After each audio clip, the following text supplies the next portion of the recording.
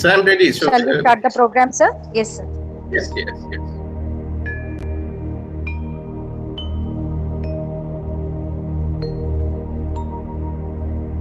Gurur Brahma Gurur Vishnu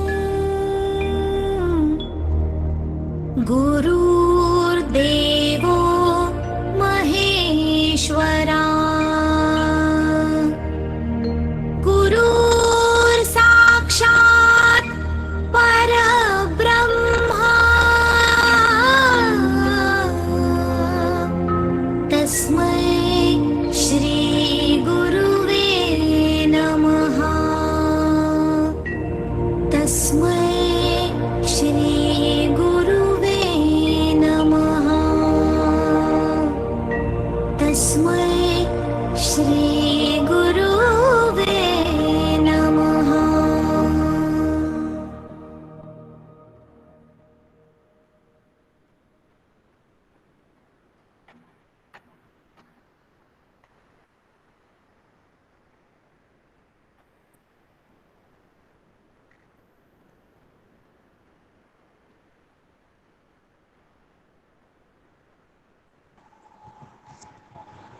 Okay, Anjana, ma'am. ma'am. Good morning, all, and welcome back to the fifth day of Phase 2 of AICT sponsored 1 week online short term training program on an Induction program for young teachers. Hope all are fine and safe. Today's morning session will be handled by Mr. Rishikesh KB, Research Associate, IAM Calicut, on the topic hybrid learning. An alumnus of Delhi School of Economics, Mr. Rishikesh KB has qualified MPhil, MCom, MBA, and UGC NET in Commerce and Management subjects. Currently pursuing PhD and works as faculty at Christ University, Bangalore. Worked with SRCC, Providence Women's College, FIMS, and as Senior Research and Publications Associate at IIM Kozhikode. Published articles in many reputed journals and presented papers at national and international conferences. Invited as resource person at faculty development programs, academics, and corporate workshops. A lifetime member at professional bodies like All India Commerce Association, All India Management Scholars Association, All India Management Association, and Sadhguru Sangeeta Sabha. He has also penned in the New India Express and the Hindu newspapers, and also has a book translated to his credit. He runs a discussion forum, Let's Chat, and a YouTube channel named Learner's Loop. Adding to his credits, he has completed several online non-credit courses too. We are really honored to have you here, sir. Thank you, sir, for accepting our invitation. Over to the speaker. Thank you. Thank you very much for that kind and generous introduction. Let me just start sharing the screen right now.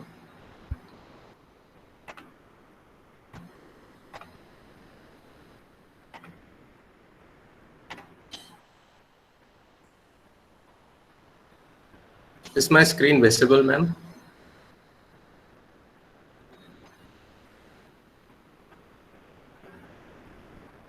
Hello? Yes, sir. Getting shared, sir. It's it to share. Yes, sir. Okay.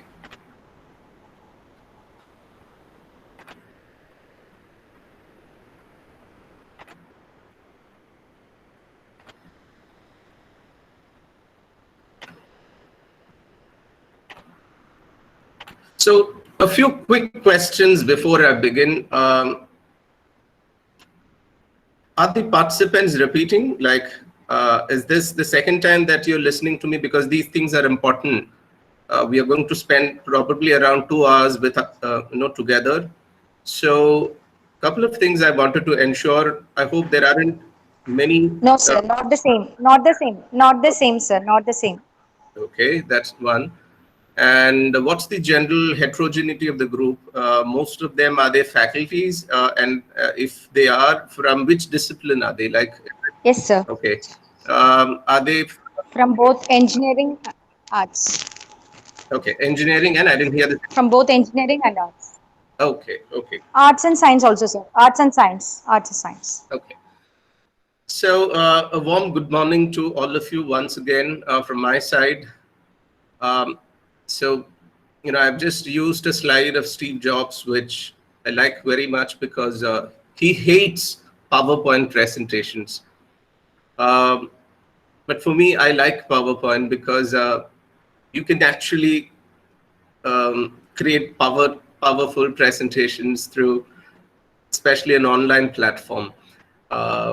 But one thing at the outset I wish to share is I won't be sharing any of the PowerPoint that I use for this discussion. So in the course of discussion, if there is anything that you wish to, let's say, make a note, please do that. For those who've attended my earlier session, they might know I do bring in a lot of references during the course of discussion, mostly books and articles, a few suggestions to read. So please do keep yourself ready, keep the logistics ready to kind of keeping or maintaining a record of whatever you find is interesting to be noted. Yeah. So that's the first thing. And I hope I don't need to explain much about the metaphor of the sunflower. Okay, so let me just repeat what I might have used this in the earlier class, but I'm just using this image to communicate something which I learned from a sunflower farmer. Every alternate month, I have this habit of driving back to Calicut, because currently, as introduced, I work with Christ University, Bangalore. So whenever I get time, I drive back. We come back to Calicut. And on the way back, there is this place called Gundalpet. On either side, you would find a lot of, farming. You'll find a lot of, sometimes it could be vegetables. It's quite seasonal. Sometimes they also do sunflower farming. So I once decided to step down and have a chat with the farmers over there. And those maybe around 20 minutes of conversations were life insights which they had given. And those are people not with any PhD or a postdoc or an academic qualification. Some of them are even school dropouts. But the kind of ideas that they had shared, the kind of insights that they gave was brilliant. One of which is, this is how a sunflower would look like on a bright day. Yeah, sunflower looks very bright, but there's a counter question. How does it look on a day when it is about to rain? How does it look like on a cloudy day? Any responses to this? Any quick answers? Now, on a cloudy day, it is said that the sunflower would be facing down. Is it? That's what I also thought. But this farmer says on a sunflower, or on a bright day, on a dull day, sorry, on a dull day or on a day when it is expected to rain, these sunflowers would look at each other. They would be drawing energy from each other, is what they were telling. They would be phasing towards each other.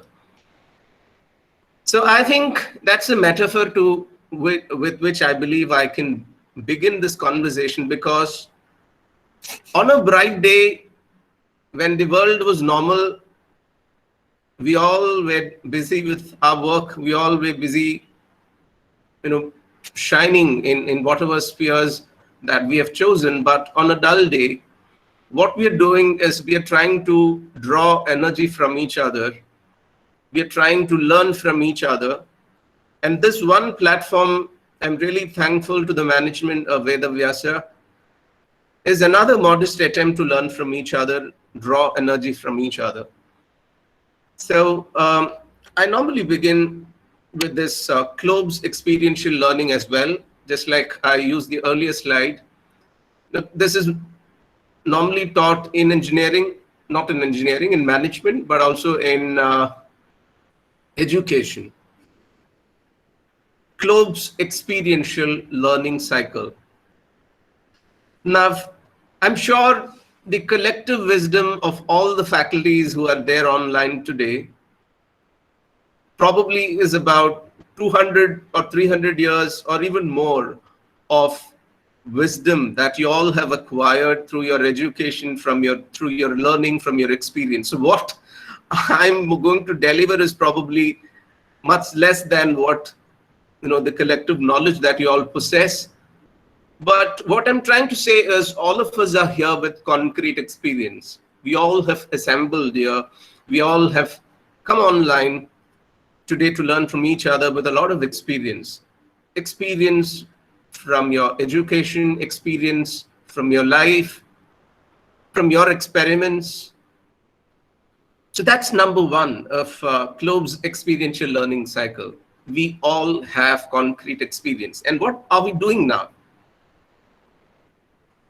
We're trying to reflect and observe, looking at what we are doing and what we are not doing, both in our personal as also in our professional life. Now, it's a reflective observation. So this webinar or this workshop is more of a reflective observation. As I said, we all come with concrete experience. We are here to sit back and reflect on what we are doing and what we are not doing. That's the second phase as per Kloeb's experiential learning. Now, there's a third phase. What was the intention behind this workshop? The very purpose of this workshop is to conceptualize ideas. We wish to learn from each other. We wish to get abstract and concrete ideas and conceptualize it, learn newer things. And what we end up doing is go back whenever the life gets normal. Probably there is no old normal. We are expecting a new normal, and go back and experiment and probably repeat this whole process of attending some other workshop or some other seminar, some other conferences, and learn from each other. So that's exactly what we all are here for. And therefore, as I said, there are a couple of things which I would insist. Number one, don't expect the PowerPoint. You have to take your own notes. I would be making a lot of references, references of books, references of articles, references of, let's say, some reading materials. So please do make a note of it if you find it interesting. It's not a compulsion, but since the option of copying it from a PowerPoint is there, I would therefore recommend you to keep a pen and pencil. And I also thought this time I'll make it a little experiential with a few activities. So be prepared for that too. And if you have any questions, my humble request is please do reserve all your questions for 2 sessions. What I've done is this session is split into 2. After 1 hour, probably about 11 a.m., I'll be pausing for some time so that I get a break and also I get to listen as to what you are expecting from this workshop. And I'll try to address those questions in the midway. And then once I complete the entire presentation, if we still have time, if your institution permits, we can have a question answer session. We can have an experience sharing session towards the end as well. So please do reserve all your questions in whenever I take a pause or probably towards the end. So that's the request. Otherwise, yeah, it's good to go. So one of the prime intention behind this little conversation is to identify root causes. There is in management, I'm sure it is there even in engineering, there is something called root cause analysis. So I'm just trying to, it's just my attempt. It is just my way of approaching things. I could be right or wrong.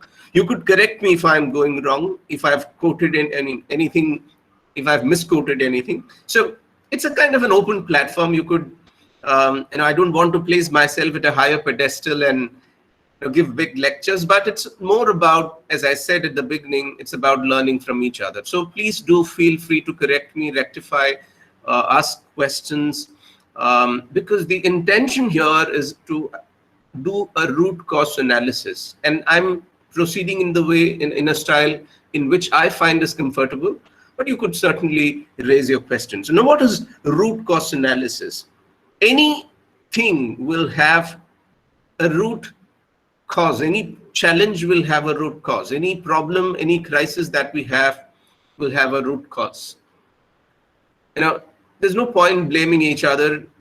There were occasions when COVID-19 came, country heads had started blaming each others. But there is some other primary problem which has led to this crisis. Similarly, today, if there are any challenges in the space that we are all working, we all are, I'm assuming, in the field of academics, in education sector. So there might be a lot of challenges that we come across, especially post-pandemic. This is the first time ever in my life I'm having this sort of a house arrest since the lockdown for almost 8 months now. Just probably in another 3 or 4 months, all of us are in a house arrest for almost a year. One whole year we are sitting at home. But still, our life is going in another new normal. We are having classes online. We are conducting workshops like this online. The offices across the globe are functioning. So there are lots of newer challenges that we come across. But unless and until we understand the root causes of these challenges, root causes of the problems that we address, we won't be able to deal with it or probably navigate through in a manner that we actually intend to. So we're trying to, it's an attempt, this little conversation or this little workshop is an attempt to understand certain root causes. Because what is visible outside is more of the consequences. Now, this webinar is a consequence of the collective effort of a couple of faculties and the entire administration, which has made it possible. So what we are seeing is only a consequence, but I'm sure there has been a lot of effort to connect with people across, both in terms of finding the appropriate faculties and also coordinating and connecting with the interested participants. So what you are seeing is only the consequence, and this is true with any case.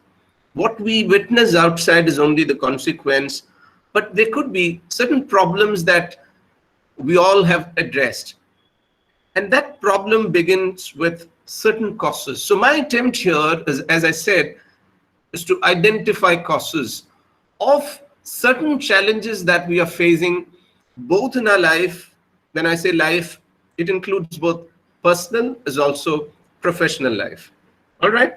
So that's the broader premise on which I would begin the discussion. And as I did last time, I'm dividing the presentation into two. And how that division is, probably in the due course of our discussion, you will get to know. But let me begin with an example which I had used. Now, this is a car with artificial intelligence embedded in it. And it does recruitment of its technician without the help of any other human beings. There is zero human intervention in the process of technician interview or selection, which is done entirely or only by the car itself. And this car is known as HR90, and it's launched by Volvo. What I'm trying to say is technology has advanced to such an extent that a lot of things that we were doing earlier may not require our presence. Technology has grown to such an extent that they are capable of doing things on their own. Now, that's actually a major threat, because A lot of jobs that for which we are grooming our students, a lot of jobs that we are currently doing may or may not be relevant in a span of, if we go by the studies of World Economic Forum, studies of McKinsey, studies done by Bloomberg, and almost all the major research in the field of science and technology, the predictions are that by 2025, and the max is 2030, a lot of jobs is likely to get redundant. A lot of jobs are going to become outdated. It will get wiped out, or it will get replaced with technology. One example I've quoted here. Now, it's here that the website willrobotstakemyjob.com becomes relevant. There is a website called Will Robots Take My Job? And it's an interesting portal wherein you just enter what job you are doing, and this website shows you the possibilities of, or the prospects of, that job getting outdated or getting automated, and in how many years will it get automated. All those details you will find in this website. It's very interesting. You could type lecturer or a professor, you could type technician, you could type lawyer, you could type doctor, any profession.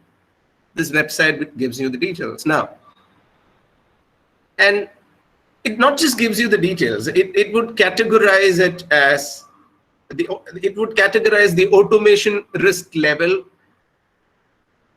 as totally safe, which means there is zero automation, no worries, robots are watching, and you are completely doomed.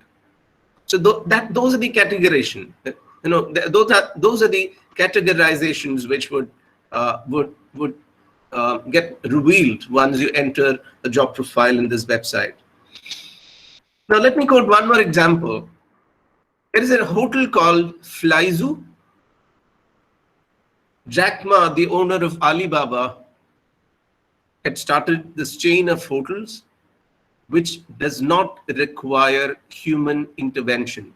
From entry to exit, everything is managed by the technology itself.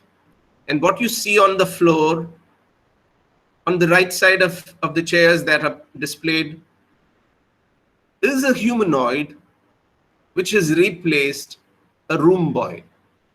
You give order to this gadget. If you want food, if you want water, if you want to adjust the air temperature, you could give voice commands. And this technology, this device does it all for you. So if I may repeat, this is a hotel with zero human intervention. From entry till exit, everything is managed by the technology itself, which means a hotel or a restaurant which was capable of employing probably around 100 plus people have become unemployed, because they don't, their presence is not needed in these hotels. So that's one aspect that we'll be discussing. What about the influence of technology in our life, both personal as also professional life? The second classification of my presentation, second part of my presentation, is more about the coronavirus pandemic, where I'll be discussing, as I said, these two are referred to as double disruption. Currently in 2020, all of us are in the midst of a double disruption. One is automation anxiety, the impact of automation in our life, both personal and professional. And the second is the impact of pandemic, COVID-19, in our life, both personal and professional. So that's the broader premise, that's the broader framework of our discussion today. Now let me begin with a very fundamental question. What do you find common in these companies. What was common in these companies? Microsoft, HP, IBM, Disney, Burger King, CNN, FedEx, General Motors, and Apple. There is a common link, there is a common connect with all of these companies. It's not that those are US-based companies, of course they are. It's not that they're all IT. There are a lot of companies which are not IT-based, information technology-based. Now, the common connect here is that these are companies which were all started during one or the other crisis, which means crisis actually gives you an opportunity to begin something new. You know, if you go back and understand the history of these companies, you would find that some of these companies were started during the global financial crisis, I mean, the early depression of 1930s. Some of these companies were started during some other natural calamities, or probably a war or a warlike situation. So the point here is, this is not a time when we think about the Cobb's experiential learning. This is not a time to sit back and kind of crib about things are not working. This is a time, if you actually put in some conscious and concrete efforts, you could do wonders. So that's the broader hope which I wish to give. So let me again ask a few questions. There is a group of people called Luddite, Luddite, and this is, as I said, is a brilliant book. If you are interested, please do read Through the Fray, A Tale of the Luddite Riots. Luddites are people who dislike technology. If a new technology comes and people go and damage those, you know, it had happened even in our state, in our place. We went against JCB. We went against computers. We went against mobile phones.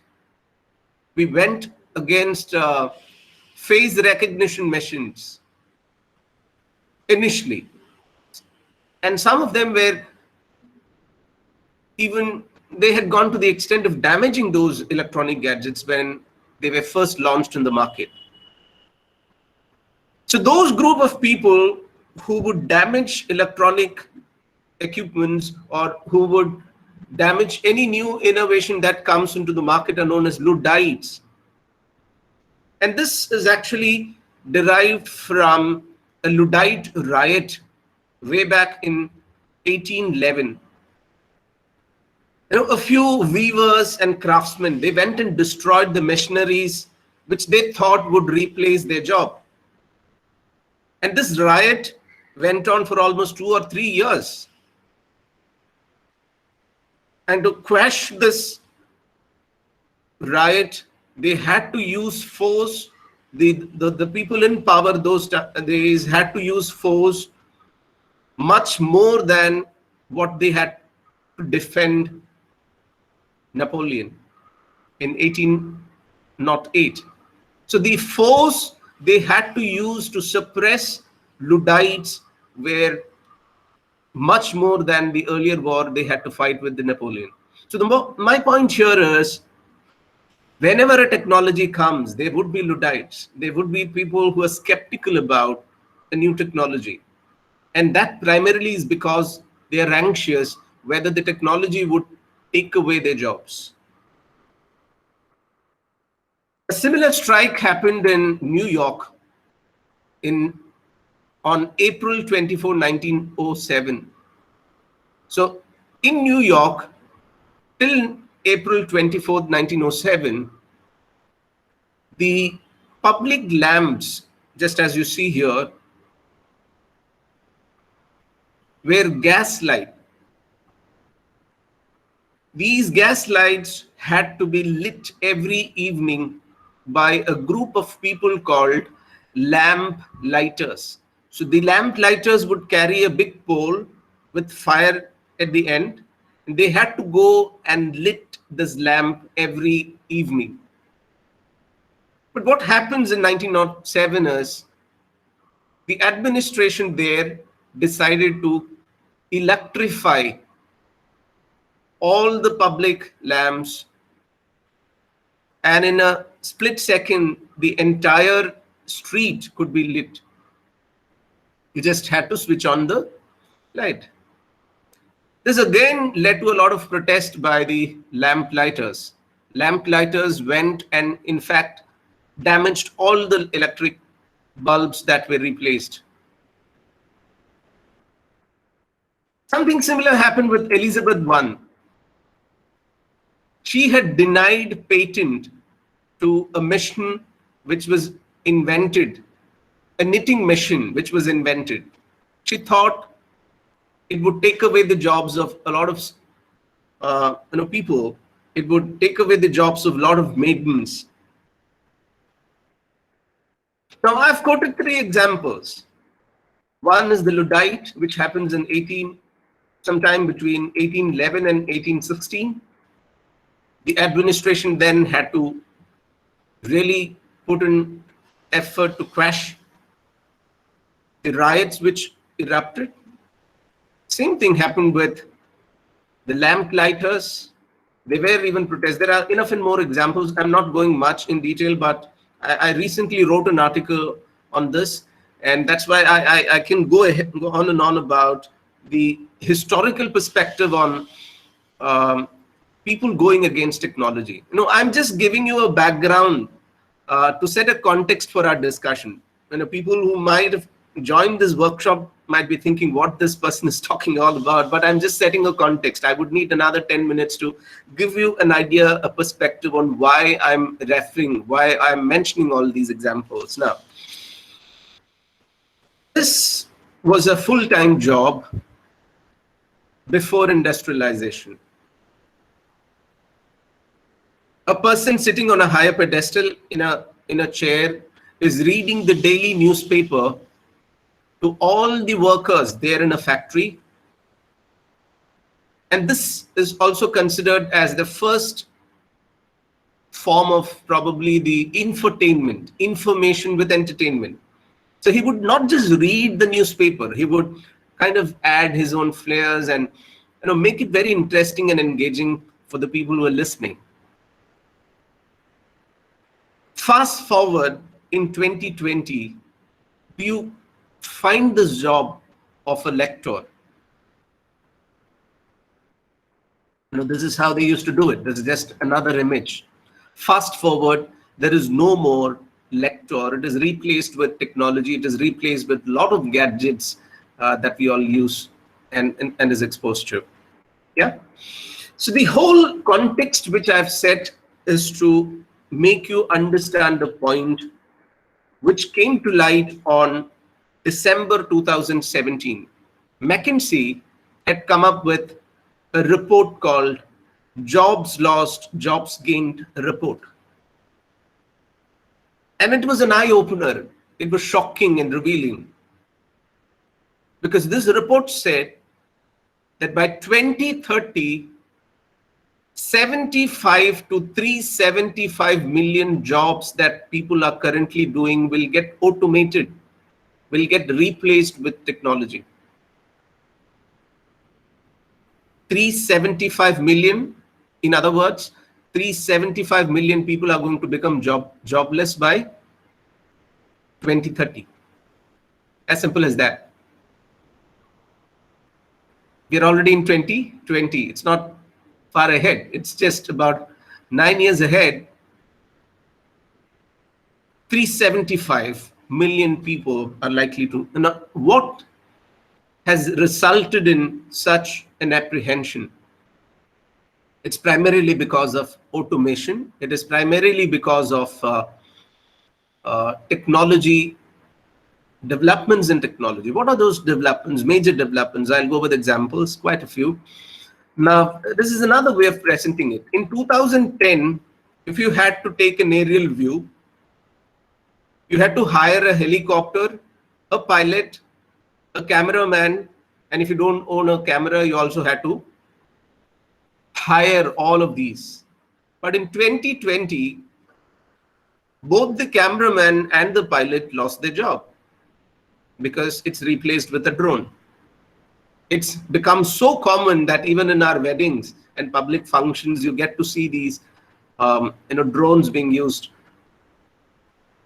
And these are changes which has happened probably in a period of 2 or 3 years.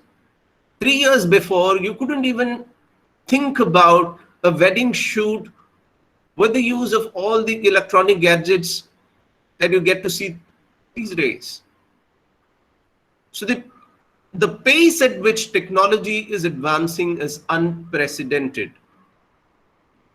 I always say this in my workshops, what has changed in the past 1 year is much more than what had changed in the past 10 years. The amount of change, the pace at which it is changing is unimaginable, unpredictable, unprecedented.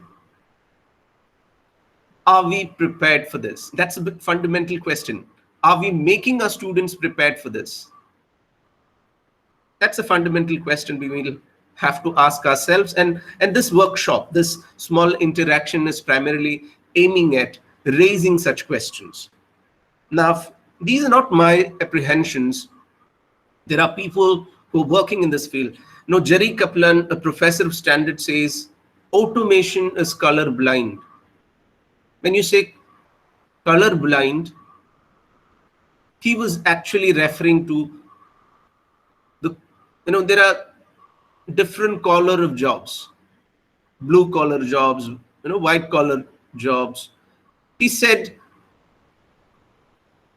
automation is color blind. I hope you get the point.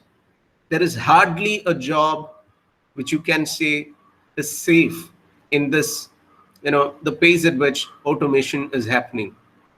Teachers are losing jobs. Why? Because a school in Bangalore, even a school in Bangalore, I'm saying, not very far, probably around 350 plus kilometers away from the city that Veda Vyasa Institute is located. There is an Indus International School which has replaced teachers with a humanoid. They bought 3 robots and have replaced teachers.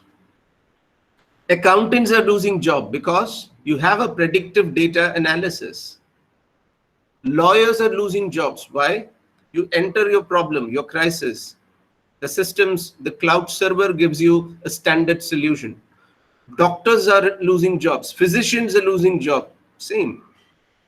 The entire ecosystem of technology has so advanced that it does not require human intervention. So no job, therefore, is safe, including the profession of teaching. But then I've referred to jobs lost, jobs gained, a report. Please do go back and read that. It says the least affected job is that of teachers. Because in the profession of teaching, you actually need human intervention, no matter. And why is it needed? I'll come to it. Towards the end, I'll kind of have a little bit of a discussion on that too. Now, how much time does it took? I was talking about the pace at which technology is advancing. Telephone took almost 80 years to reach 100 million users. But Instagram took less than 5 years to reach 100 million users. This is a kind of an abstract of how and at what pace technology is advancing. Mobile phones took less than 20 years, probably around 16 or 17 years, it could reach 100 million. But when it comes to Candy Crush, it is just 1 or 2 years that it had reached 100 million. So the point here is technological advancement is at a very, very rapid pace, to which the fundamental question that all of us will have to ask ourselves is, am I relevant? Or how will I be relevant when technology can do the work much better than what I can do? And this is a common question which I ask to myself whenever I step out of a class. There's a fundamental question. How do I become relevant as a teacher? How do I become relatable for a student who's born into technology? Because these are generations who doesn't I know my cousin's 3-year-old daughter, before even learning the letters or the alphabets, she knows what to type to get the video in YouTube. She likes poopy videos and she knows what to type there, and she watches the video on her own. We haven't taught her the words or letters, but she has learned on her own. So the point here is, most of us here are technology immigrants. We've migrated to technology, but the generations that we are dealing, they are born into technology. Yeah. Now, all of these, what we've been referring to, is summarized into one terminology called Fourth Industrial Revolution, or the Industry 4.0. Fourth phase of industrialization is what we are experiencing today. The first one was with the advent of steam engine in 1784. Second phase was in 1870 with the introduction of electricity. The third phase is when the computers were introduced on a larger scale in 1969. And currently, we are in a cyber physical systems world, a world which is also referred to as, or which is also called Industry 4.0 or Fourth Industrial Revolution. We are in the fourth phase of industrialization. But this phase is unprecedented because the changes is much faster than the earlier phases.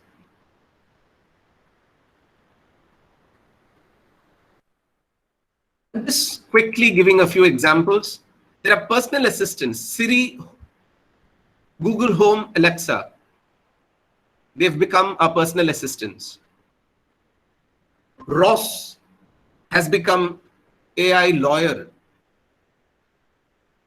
IBM Watson have become digital doctors, and their accuracy is 4 times than human diagnosis. These are what the research says. We also have autonomous drivers, autonomous cars, self-driving cars. Waymo, Google had come up with self-driving cars. Tesla is working on it. Numerai is an AI investor. In stock market investment decisions, you don't need people's expertise. There are bigger and better technological expertise which are available, which would make investment decisions for you. So take any sector. That's why the professor, Jerry Kaplan, had said that technology today, or automation today, is color blind, C-O-L-L-A-R, not just color blind. It's color blind. It is cutting across all the sectors, cross section of the jobs that we are doing. It is getting penetrated into, deeper, getting penetrated deeper and deeper. Sebastian Tharum is another professor from Stanford. He said, we're just seeing the tip of an iceberg. None of the office job is safe. He's a professor who works on self-driving cars, and he's written a brilliant book. Both professors have written good books on these topics. Another book which I would suggest, it's a must-read. This is what I was saying. I might be bringing in examples, and if you find it interesting, please do make a note. The Rise of Robots, a masterpiece. It's a must-read for those who are having interest in this topic. Written by Martin Ford. He said, and this is the gloomiest of all the comments as compared to what other people have said. He said, he has written a book, Rise of Robots. He warns of a threat of jobless future. There won't be a job, unlike the earlier generation. Your parents, your grandparents, I'm sure they would have joined an organization and retired in the same organization. Things have changed. This generation By now, there was a study by Deloitte which says, on an average, by the time a person reaches 35, they would have worked in at least 6 companies. They would have changed their jobs quite often on. Things have gone even further. There wouldn't be a permanent job at all. I hope you have heard about something called gig economy, G-I-G, gig economy. Gig economy is on a rise post-COVID. And what is gig economy? There are different portals wherein you can register. If I'm good with some topic, I can go and teach at Veda Vyasa. I can go and teach at St. Joseph's. I can go and teach at Malabar Christian College or any other institute. And from all institutions, I get paid, which means I'm not working and is loyal to only one organization. I'll have to do my tasks and earn money. I'm not having a job, but I'm called only for a task. If you're good with writing a content, you become a content writer for at least 10 companies. You can and earn money from all those 10 companies. But the problem is you don't have a pension. You don't have a provident fund. Everything you'll have to find on your own. And that is the economy that we are heading towards, gig economy. Go back, please do read about gig economy. Because these are things we have to sensitize our students. 2030 is not that far. The predictions are even by 2025 we'll start getting, which means the students who've joined first year, who are in the first years, by the time they graduate, they are into this market of gig economy. In fact, there is a interesting video. Did you know? Did you know is the title of this video. It says what an MCA student learns in the first year of graduation becomes completely outdated by the time they graduate, which means none of the degrees are also safe. What you learn becomes obsolete and outdated and, let's say, redundant, useless, if I maybe use the word, pardon me for using that word, but it becomes absolute rubbish. It becomes absolutely useless, redundant. So that is something which we have to sensitize the students. So Industry 4.0, there are several things that you can discuss. I hope you're aware that an entire building, I have an article which I had written, I'm just referring, Dubai's Future Academy's 120 feet building was printed. A building was printed in 17 days.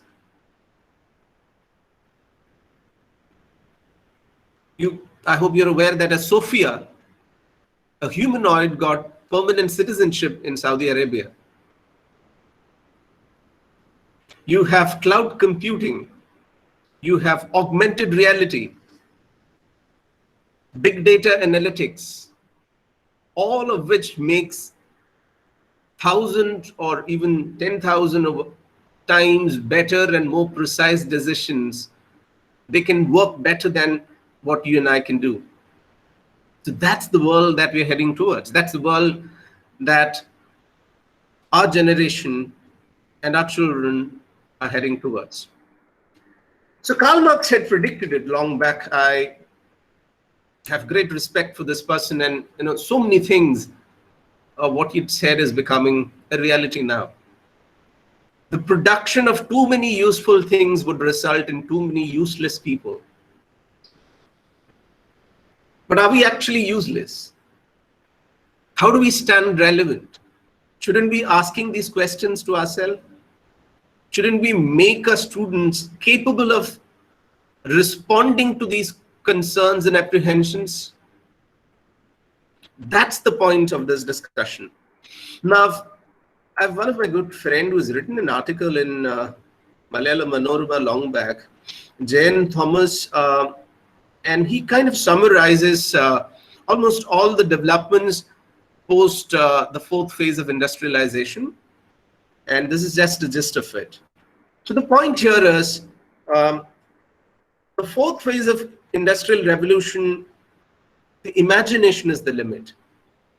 There are so many things that are coming on the way, which is likely to make all those sci-fi movies that we've watched, Terminator, robotics.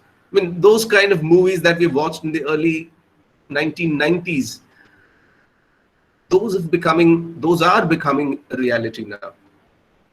So this is what the concerns and the growth of technology is what is summarized in an article by Ray Kurzweil. This is another classic piece which I again would subscribe. I want you to read The Future of You, The Dawn of Singularity. From 2019 to 2099, what are the changes that, going by the current pace of technological advancements, what changes do we anticipate in, let's say, technology in the fourth phase of industrial revolution? He's beautifully summarized it. I hope you're aware that in Sweden, I hope I'm not wrong, in Sweden they've made microchipping mandatory in a small city. What is chipping? This chip which gets installed in the newborn baby would replace all the electronic cards that we, or probably all the documents that we carry. This chip embedded in the body would replace your Aadhaar card, would replace your PAN card, your ration card, your credit card, your debit card, or any other document, which means, and that's the future that we are heading towards, which means a newborn baby, probably in a span of another 5 to 10 years, would be half human and half technology. Scary, isn't it? In fact, there are designer babies which you can develop, which means if you have the money and resources, you can decide what qualities your newborn baby should have. The color of the skin, the tone of the skin, or the level of intelligence, what caliber, what skill set that baby needs to be born with can be decided before birth. And you can custom design babies, which is called designer babies. Please do go back and read about it. It's interesting, scary as well.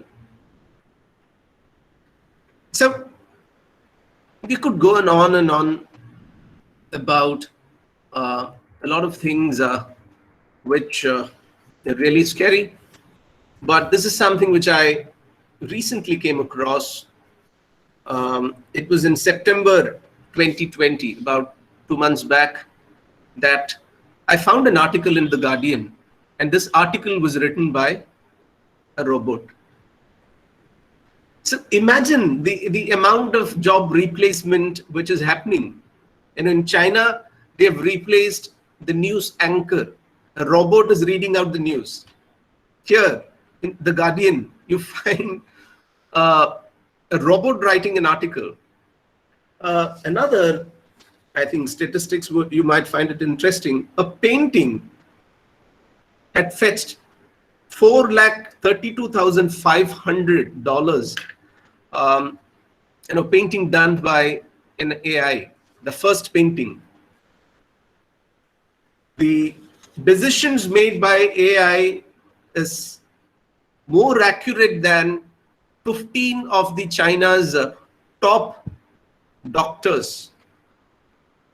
And these AI integrated technology has diagnosed brain tumor much faster, more precise, more accurate than the top 15 doctors of China. Quite scary.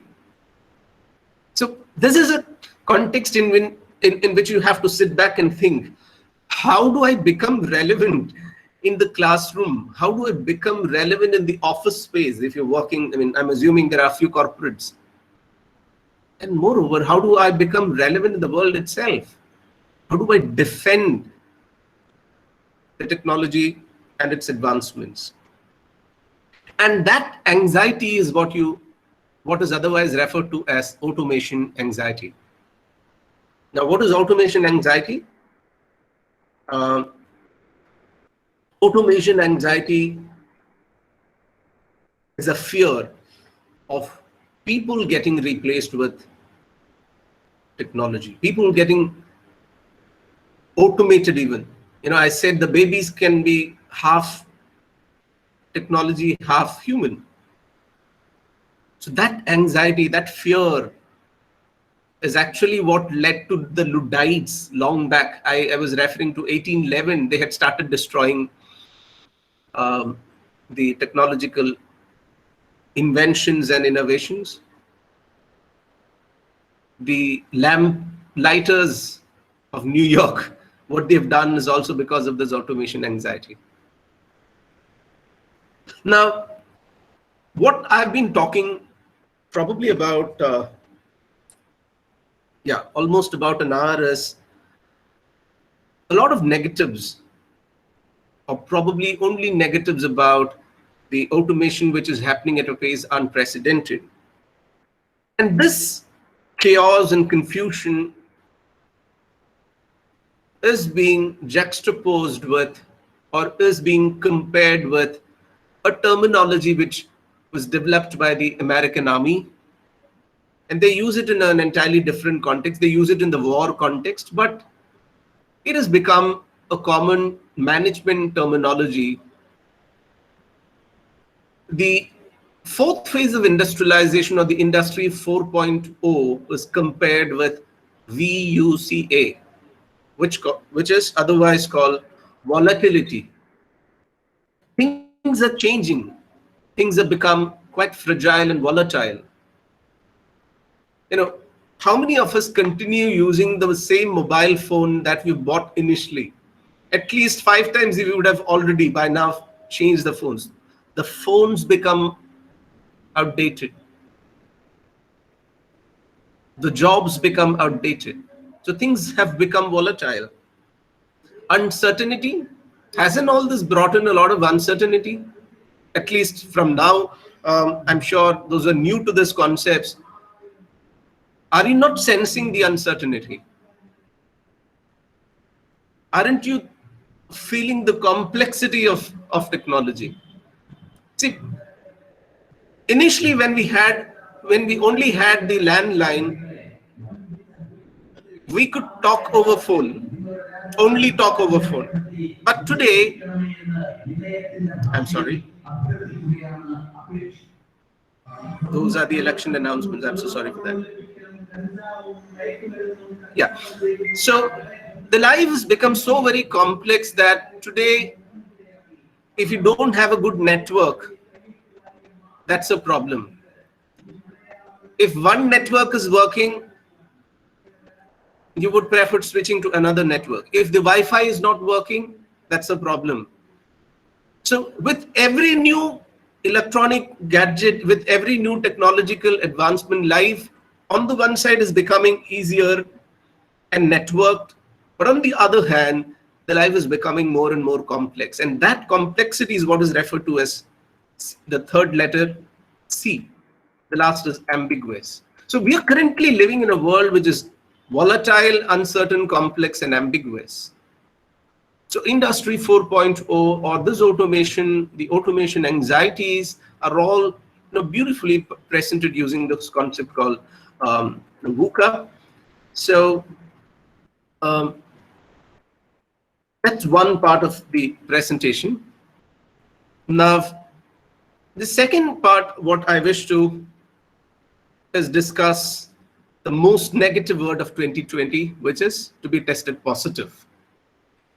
I'm referring to the coronavirus, or the pandemic related chaos and confusion that is brought in. So what I'll do is I'll take another 10 minutes to discuss the important aspects of this coronavirus and how it is related with the earlier topic, the automation anxiety that we have discussed, and then take a break. I'll take a few questions. If you have any, please do shoot your questions, and based on which I'll try to kind of navigate through the rest of the discussion that's left for the day. So there is hardly a sector that coronavirus has not affected. Hospitality, yes, it is. Restaurants, badly affected. Tourism, badly affected. Travel and tourism. Real estate, yes. Education, yes. The World Economic Forum, their study says that around 40 to 45% of the people don't have any access to education globally. It's really sad. E-commerce probably is the only sector which has had a, I was talking to some of my students who are there in the advertisements field. There's this company called Moshi Moshi, which is run by two of my brilliant students. And they say, sir, this is a best time. This is like a Christmas time for us. COVID-19 is like a Christmas. Why? It's the first time ever that even those vendors in the let's say in the street are compelled to go digital. A lot of digitalization is happening. I came across an interesting cartoon. The cartoon says, what led to the digital transformation in your organization? And they give three options: chief executive officer, chief technical officer, and then there is COVID-19. I hope you have the answer. How many of us have imagined taking online classes before COVID-19? How many of us have even thought of attending a virtual workshop like this online? This is my probably 22nd or 23rd workshop that I'm doing post March 2020. So this possibility was not there for me. So the point here is COVID-19 has set a new normal. It has brought in a lot of experiments, and it has cut across all the segment, and no sector is left alone. Every sector is really bad hit. So let's try to understand the real consequences of this COVID-19, and then think about the importance of hybrid learning, because I'm just setting this 1 hour, 15 minutes I'll be using to set a context to understand why we need to shift towards hybrid learning, because that's the topic allotted to me. But I thought this discussion is also important. Now, I use this article called Future Shock: 25 Job and Career Trends Post COVID-19. This article, probably a little old. It came in May, but I didn't find any better article than this, which articulates the entire consequence of COVID-19 across the sector. I'll quickly take you through some of the important points, and then let's try to give a break so that I also get a break. You also get time to, reduce your screen time. Now, the first consequence is loss of jobs. A lot of people in Bangalore, I know, they were working in the academic institutions. They worked for about 3 or 4 months, and then one fine morning they get a call from the boss asking to leave, telling that, the concept of pink slips. It's not just in academics. Corporate is extremely common. You get a WhatsApp call or a Zoom call. They are called WhatsApp firing and Zoom firing. You get a pink slip as a WhatsApp message that you are no more needed. Further was other students who got placed in the campus, or from the campus, I'm so sorry. Campus placements. Campus placements, what has happened in most of the cases is either they are getting delayed or they've completely withheld the list of students who got selection. Further worse are the ones who left the job, a job which they were doing for years, anticipating or expecting a job call from another organization. In their case, they are neither here nor there, because the organization they left, they say, we don't need you because you've already left. And the organization which had offered them the job, they say, our business is down, we don't need you. And this is a reality. I'm telling the ground reality. A lot of my students are struggling. Their ego was not permitting to again depend on their parents. Some of them, they literally called and cried. They said, my parents, they've already struggled a lot for my education, and I didn't want to depend on my parents, but I'm forced to, because I've got a lot of financial commitments. I'm not able to pay the EMIs for the new house that I've constructed or the electronic gadgets that I've bought. It's a real bad situation, job loss. And the anticipated loss of jobs is much more than what you can imagine.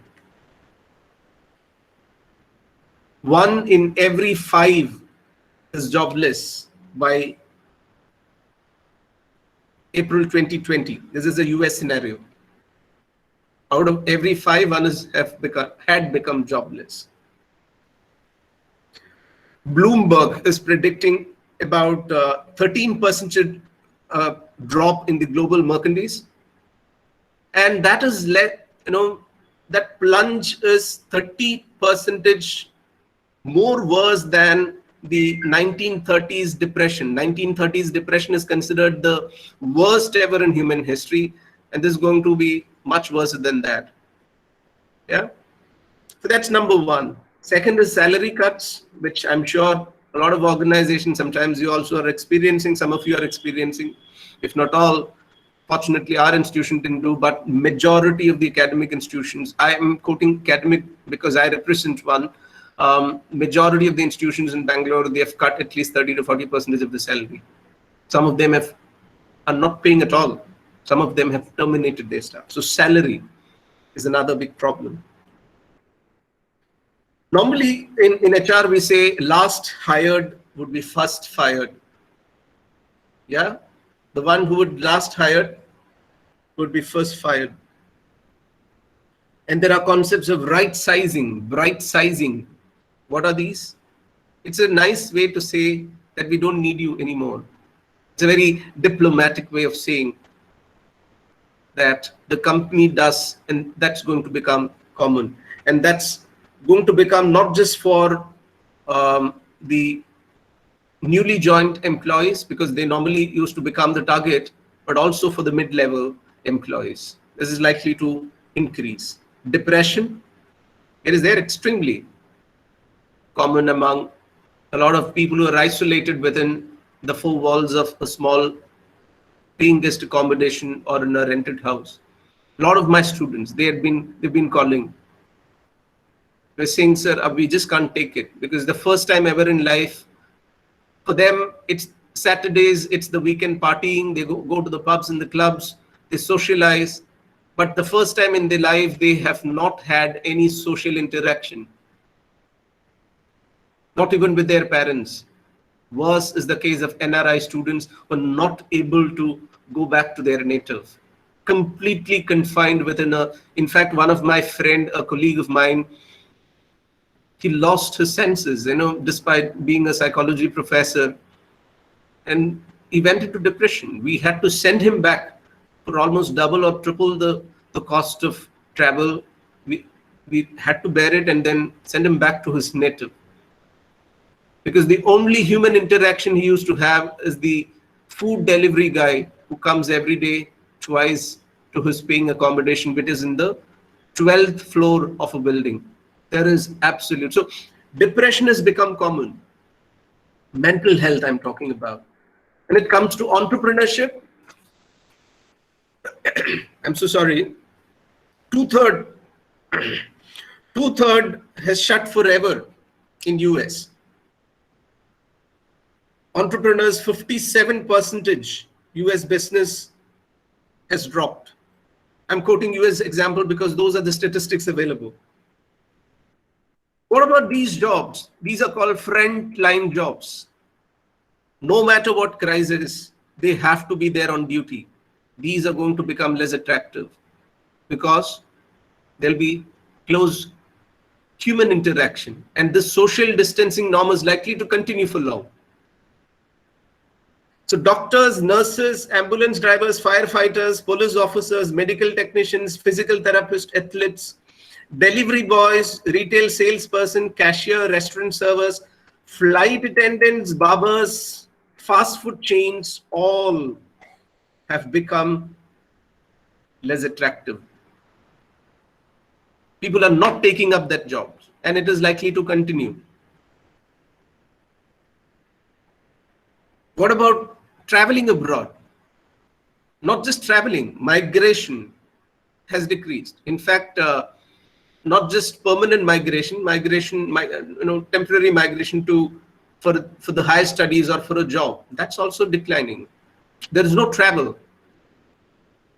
In fact, the IIM Kashipur director's son, director is one of my good friend and also mentor. And he said, I took admission for my kid, for my son, and we have paid a huge amount, because that college, that university comes in the top 10 colleges in the globe, and we had to withdraw the admission because that university is situated in China. They took admission in a college in Bangalore. That's going to increase. Not just going abroad for studies, even travel and permanent migration is going to reduce. So every sector is increasingly getting affected. Another is work from home. Deloitte did a study which says 40% of the people are likely to continue working from home. There are positives to it, but I would say negatives outnumber. One of my colleagues, I hope I work in a university, and believe it or not, on an average, I am spending about 14 hours a day. 14 hours a day is the screen time, because my preparation is online, delivery is online, my research is online, my admission duty is online, examination is online, evaluation is online, the other assessments is online. On top of it, the meetings, the endless meetings, which is also online. The screen time has just increased. But despite that, the work from home is still being preferred the most globally. Roughly 40% of the people are likely to continue working from home. That's the study. Another example, one of my colleagues said, she works as my colleague. She's a faculty. I am at home. My husband, who's there at the IT sector, is also at home. But the concern from my kid, the kid is only 5 years, is that both of you are here at home, but both of you don't find time for me. Work from home is not that easy. And we don't know till when it will continue. It is likely to continue as long as the world goes back to a new normal. We don't know when the world will go back to the new normal. I always say the world is no more world is no more pre-COVID and post-COVID. It is pre-vaccine and post-vaccine, because unless and until the vaccine comes and everyone shows the same kind of resistance to this disease, I think the world is not going to go back to the new normal. It will take sometimes years. I was talking to the people in the industry, in the medical field, and they were saying at least till 2023, the world would be uncertain, because there might be certain side effects or consequences of the medicines that we are taking, which we'll get to know only in the course of time. So the social distancing, wearing masks, sanitizer, that will be the new trend, at least for a couple of months more. And the further worse, the most badly affected is this segment, and which we mostly ignore. It's about 450 million crores of people are there in the informal sector. We have seen some of those when the lockdown was declared. The migrant laborers, the people who sell food or any other things on the streets, the hawkers, the peddlers, the beggars, they're all severely hit. So the world and the crisis that we're all addressing today is unprecedented and unimaginable. So we need solutions for all of these, and we need concrete solutions both for automation and also for the pandemic that we're addressing. So I've added one more. The second is pandemic anxiety. The first one was automation anxiety. So how do we stand relevant? Where do we stand relevant? These are questions which I thought I'll take up after a small break.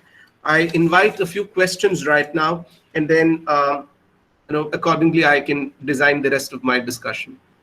I pause here for some time.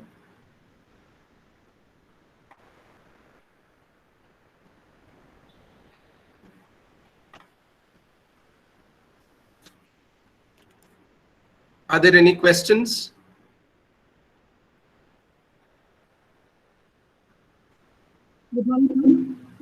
Anything that you feel free to ask, you may. Yes, I can see about 56 people online. Yes, Anjana, please go ahead. Okay, so I just want to ask you a question like, people are migrating from read and understand, and they are migrating from read and understanding to type and understanding. That is, type and understand from a video or from digital data.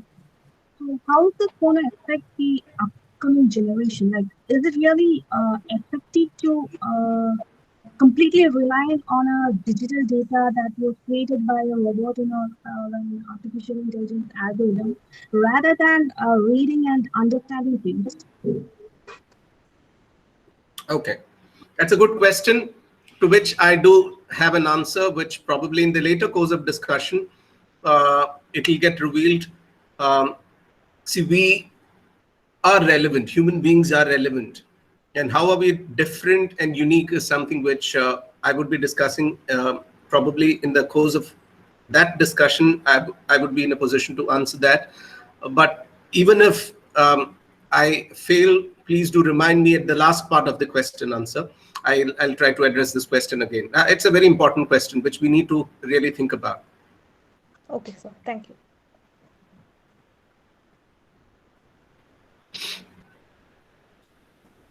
Any other question that we need to? Anything you could feel free to ask. Whatever comes to your mind as an apprehension, as a concern, as a or even if you are reluctant to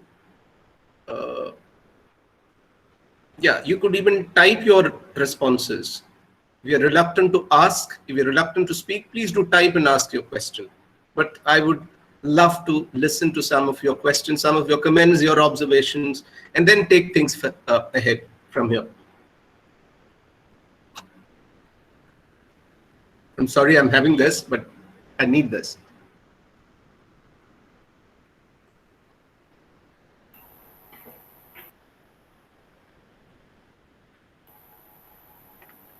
Hello, sir. Yes, please. Sir, I am Kavita here. I have attended sir's session in the last time also, but this session was entirely different, sir. It was not the same actually. Most of the points were entirely different. It was really nice, sir. One thing, my concept is, sir, last time when you said we can try for half of the students, they can come to the campus that you are trying there at Bangalore. So now KTU has already accepted like students can be given contact classes and they'll be coming to campus I think from December 28th onwards. So the hybrid learning method will be more useful to us, sir. But some, yes, sir. But sir, that students, some of them, they do still hesitate to come to the campus. So what should be done if they are relucting, like they have a fear or something like that? Okay, we can't do much because the apprehension or the concern of the parents are quite normal.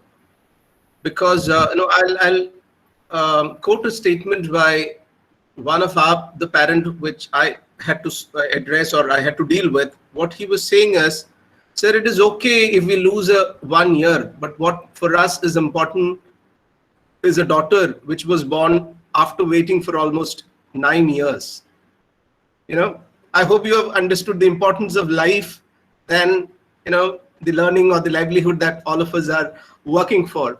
So life is more important than anything else. So the apprehension of the parents is quite understandable, and we need to respect that. And as long as they are not willing to, we can't force and compel people. Make them feel comfortable and create a platform wherein they don't experience a difference in what they get in the campus as much vis-a-vis what we are offering in the hybrid mode or through the online platform. So my point is, to the extent possible, establish a personal connect with people and try to extend the conversations, what happens normally otherwise in the campus. I mean, that's the only possible options. What else can we do? I mean, I don't find a solution to. We can't compel, that's not possible. We can't make it mandatory, it should be an option. On humanitarian grounds, it should be. And if the technology permits us, what more we could do is think about what differently we can teach, what different pedagogies we could teach, what different ways in which we can stay connected. I spoke to Dr. Shyama ma'am of the Providence Women's College recently about, and she was saying, as Rishi, I've stopped giving online videos. Why? Because the screen time is increasing. So what I've done is I just record my voice in the phone and I send it to my students. It's quite sensible. I mean, it's almost like a podcast. You can listen, even if you're doing some other work, you can just plug in and listen to the ma'am's lecture. Yeah. Even when you're traveling, you can, when you're doing some other work, you could do listen to the lecture. So look at possible ways of experimenting with what we can do to the students and then develop strategies. Compulsion is not a substitute. I mean, is not doable at all. You can't make, campus or offline teaching compulsory. That's my take. I could be right or wrong, but I think that's how we have to deal with it. Thank you, sir. Thanks a lot. Sure, sir. Any questions, or else it's good time to proceed? By the way, how many are there? You could just message outside of Veda Vyasa Institute. I mean, not exclusively from Veda Vyasa Institute. About 20 of them from outside, sir. Okay, wonderful. Yes. Great to see you all. Okay, let's continue then. I'll just project the screen. One of you, please let us know if things are visible. Is my screen visible? Yes, sir. Okay. Yes. Yes, sir. Okay, great. So I have used a question to pose. How do we stand relevant? We've been talking about two things. One is Industry 4.0, the automation anxiety, the challenges that it is bringing in. The second is about the pandemic. Yeah. Now,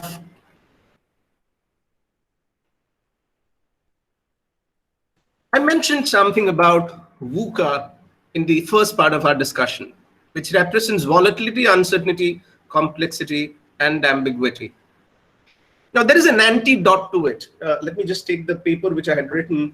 There is an antidote which is developed by, 1 minute.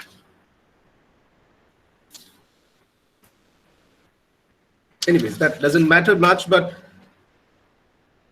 yes, Bob Johnson. Please do go back. Bob Johnson is the name of the author. Bob Johnson had written an article which gives a counter to VUCA, which is exact opposite of VUCA. Of course, we do accept that the world is in a VUCA, but how do we deal with it? How do we stand relevant? And that's the antidote to VUCA. It is developing a vision, anticipate issues, try to understand what things are changing, develop and shape conditions, just like Veda Vyasa is now attempting to develop newer platforms, trying to learn about flipped classrooms, trying to learn about blended learning, a lot of things. So develop a vision and anticipate what are going to change. Second is about understanding. You need to understand what will be the consequences. The whole point of discussing almost 1 hour, 20 minutes only about pandemic is to understand the consequences of the world that we're currently in. I said about the dual paradoxes that we are in, dual crisis that we are in. One is about the current pandemic, and the other one is the automation. So we need to understand all possible consequences and think about action. The third is about developing a clarity. Now, that's why I encourage asking questions. When that faculty asked, I was really happy that she raised some very pertinent questions. So those questions are asked because you're seeking clarity. You wanted clarity, or you're trying to find coherence to the world that you're currently living, so that you can set your expectations. Yeah. So think about clarity and then develop an agile strategy. What is agility? Doing things at a at a very rapid pace. Prepare, interpret, and address the opportunities. Address things heads on.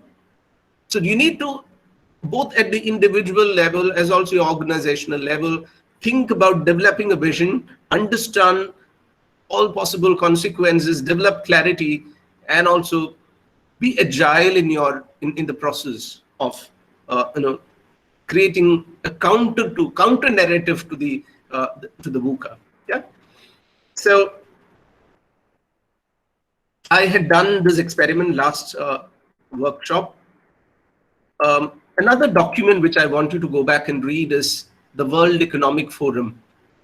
They had listed the Future of Jobs report in 2018, and they list out 10 emerging jobs and 10 declining jobs. I mean, in demand and decreasing demand. So these are areas which we need to communicate to our students. These are the areas which we need to do our research on. These are areas which we need to develop our curriculum.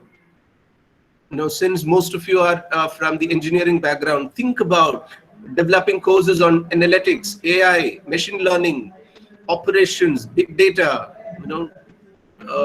information technology related, all the courses. Similarly, sorry for that, I'll take a pause. Okay, so similarly, they have listed 10 skill sets to be developed. And those skill sets are analytical thinking, active learning, complex problem solving, and a host of other things.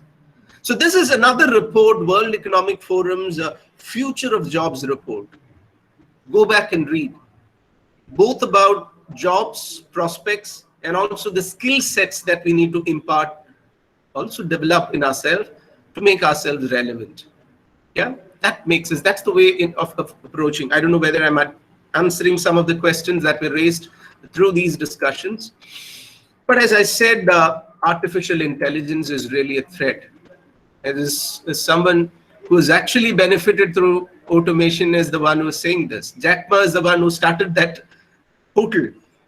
Yeah, Flyzoo Hotel was started by Jack Ma, and the same person says AI or artificial intelligence will cause more people pain than happiness, because life expectancy would increase because of advancements in science and technology, but there will be lesser jobs for an aging workforce. We would live probably 3 or 4 years. I hope you're aware that every 3 years, 1 year of average, 1 year globally, I'm saying, every 3 or 4 years, I'm not very sure. UNESCO's report says every 3rd or 4th year, 1 year gets added to the average age of life expectancy. So our life expectancy would increase, but the possibilities of work would decrease. Similarly, there is another report from the same WEF. Please do subscribe. That would be the better choice. Subscribe to V Forum. V Forum is World Economic Forum. They'll keep sending you newsletters, all of which are beautifully researched, brilliantly researched, in-depth research. So they've listed some of the major challenges. If you read that, probably it helps us equip ourselves to understand where we need to improve. Yeah, unemployment is quite natural. Inequality is going to happen. So how do we invest our resources? Where to invest our resources? One of the brilliant points which was raised in this report, which I thought I'll just mention that and then move on to the next, is artificial intelligence is fine, but what about artificial stupidity? What if technology goes wrong? Yeah, nobody is going to take responsibility. And it happened too. The Google car met with an accident, and neither the company nor anybody else who was expected to responded to the accident. So things can go wrong. What can happen when technology goes wrong, when we are relying too much on technology? So those are some of the challenges which they have listed. So opportunities, the jobs, the skill sets, and also they list out the challenges. Go back, read, understand, and develop yourself.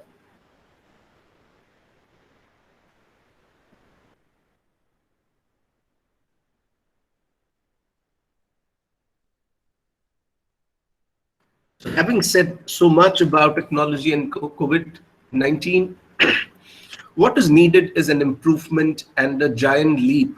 In fact, a jump from what we've been doing to what we are expected to be doing.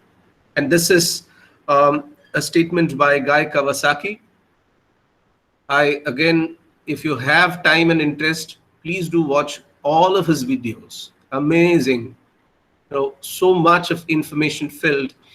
He puts across a lot of ideas which are worth for us to understand. He mentions there's the great jump.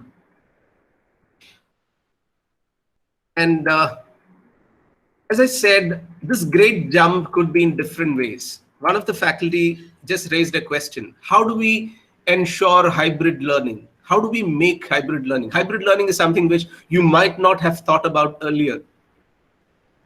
So that's a jump that you've took. That is a kind of giant leap that you've taken.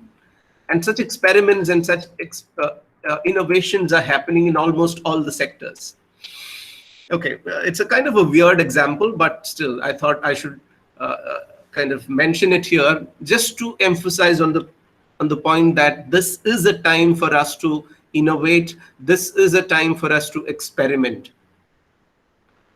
I hope you're aware that in Europe, if you've traveled to Europe or US, there are stripping clubs where people strip naked, and then that's a source of income for many of them in the pubs and in the bars. And what happened after pandemic, especially post lockdown, is most of these strippers lost their job. Yeah, they were maintaining a certain standard of living, and they were running out of money. They're running out of jobs. But what they did, what experiment or innovation they did was something really interesting. All of these strippers had a tie-up with a food delivery company.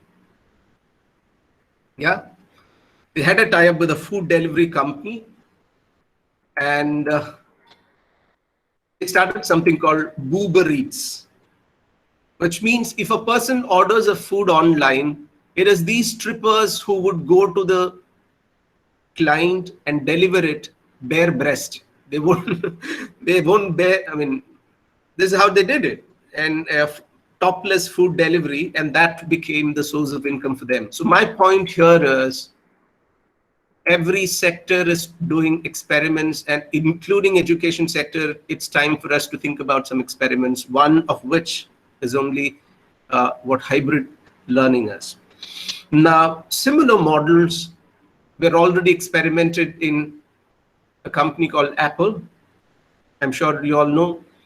Apple, much before this pandemic, much before COVID-19, had done this experiment. For them, it is not just the classroom, or just not, in their case, not just an office room. They have different types of offices, which is likely to happen even in schools and colleges, which means academic institutions as well. And what is that? They have a team space, which is the actual office space. Yeah, in your case, your school or a college. They have a me space, which is at the home, what we are doing currently, work from home. Yeah, that's a me space. There is an open space. It could be anywhere, anytime. Yeah, if your students are willing to come to a cafe, sit, for a small chat for about 1 hour or 2 hours, it can be an open space. Apple has already done that. Anywhere, co-work, park, lobby, cafe, wherever they are comfortable. If they're not comfortable coming to campus, if they're not comfortable sitting at home, an open space. A virtual space, which is a holistic connector, which connects team, me, open and virtual. And these are the kind of experiments we'll have to do in academics as well. Yeah, we have to do such experiments in academics as well. Now, I think it's at this time I'll be logging in using another account. Please, the host, kindly permit me to join, because I'm doing a small experiment right now.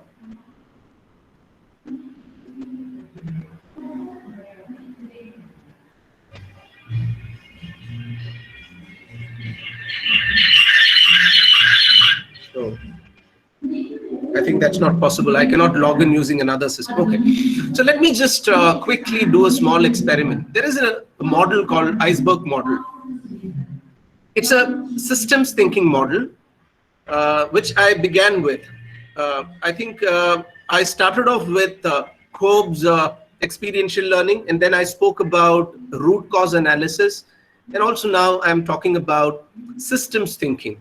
Now, it is a time that we have to start thinking about the systems that we are all a part of. When I say system, academic system, because in an iceberg model, just as in the earlier case, we spoke about root cause analysis, only the outcomes are visible. In an iceberg too, only the tip is visible. There are plenty of things which actually lays below the tip of the iceberg. Yeah, so something similar is what I'm trying to compare your academic institution with. See, every academic institution will have a certain set of belief systems. Yeah, and those are belief systems which has acquired over a period of time. Belief systems that, oh, this is only how it is going to work, or things are not going to change, or oh, that student is good, or this student's parents are not. So there are certain systems, beliefs, concepts that we have been following for so many years. Yeah, which is the most fundamental thing in any academic institution. Beliefs about things work, how things work, and about other people, other people's motives, other people's agendas. Some of our colleagues would have agendas because for them it is just a time pass. This is not a full-time job. Either their parents are filthy rich or their partner is filthy rich. Some of them really wanted to create an impact. Some academic institutions run for profit. Some of them have some really genuine. So see, there are certain belief systems that both individuals and organizations have. Yeah, so that's the most basic thing. Second is, there are certain structures, how things are organized in your institution.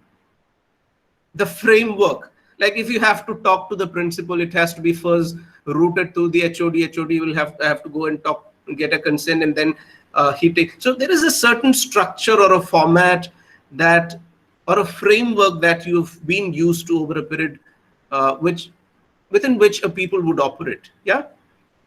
So that beliefs is the fundamental thing.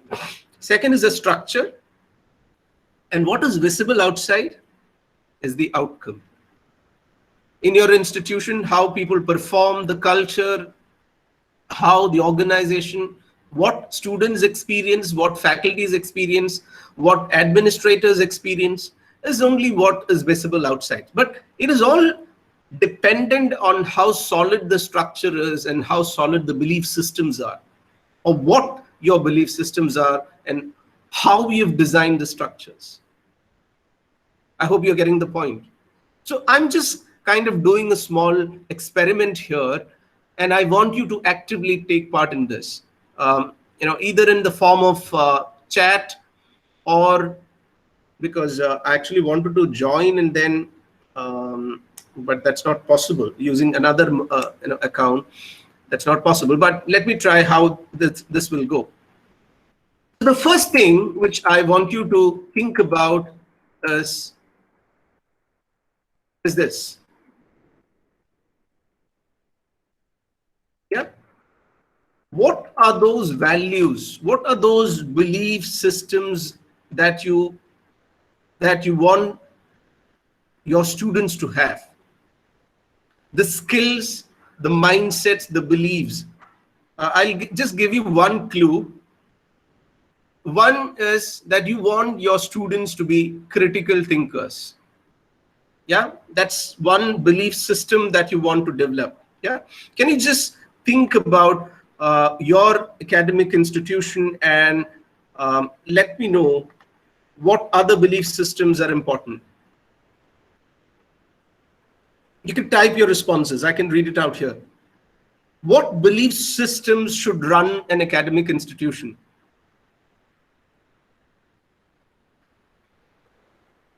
Quickly, if you could respond.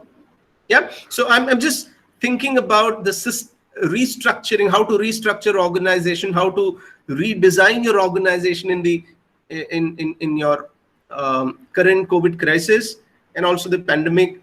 So I'll just list out.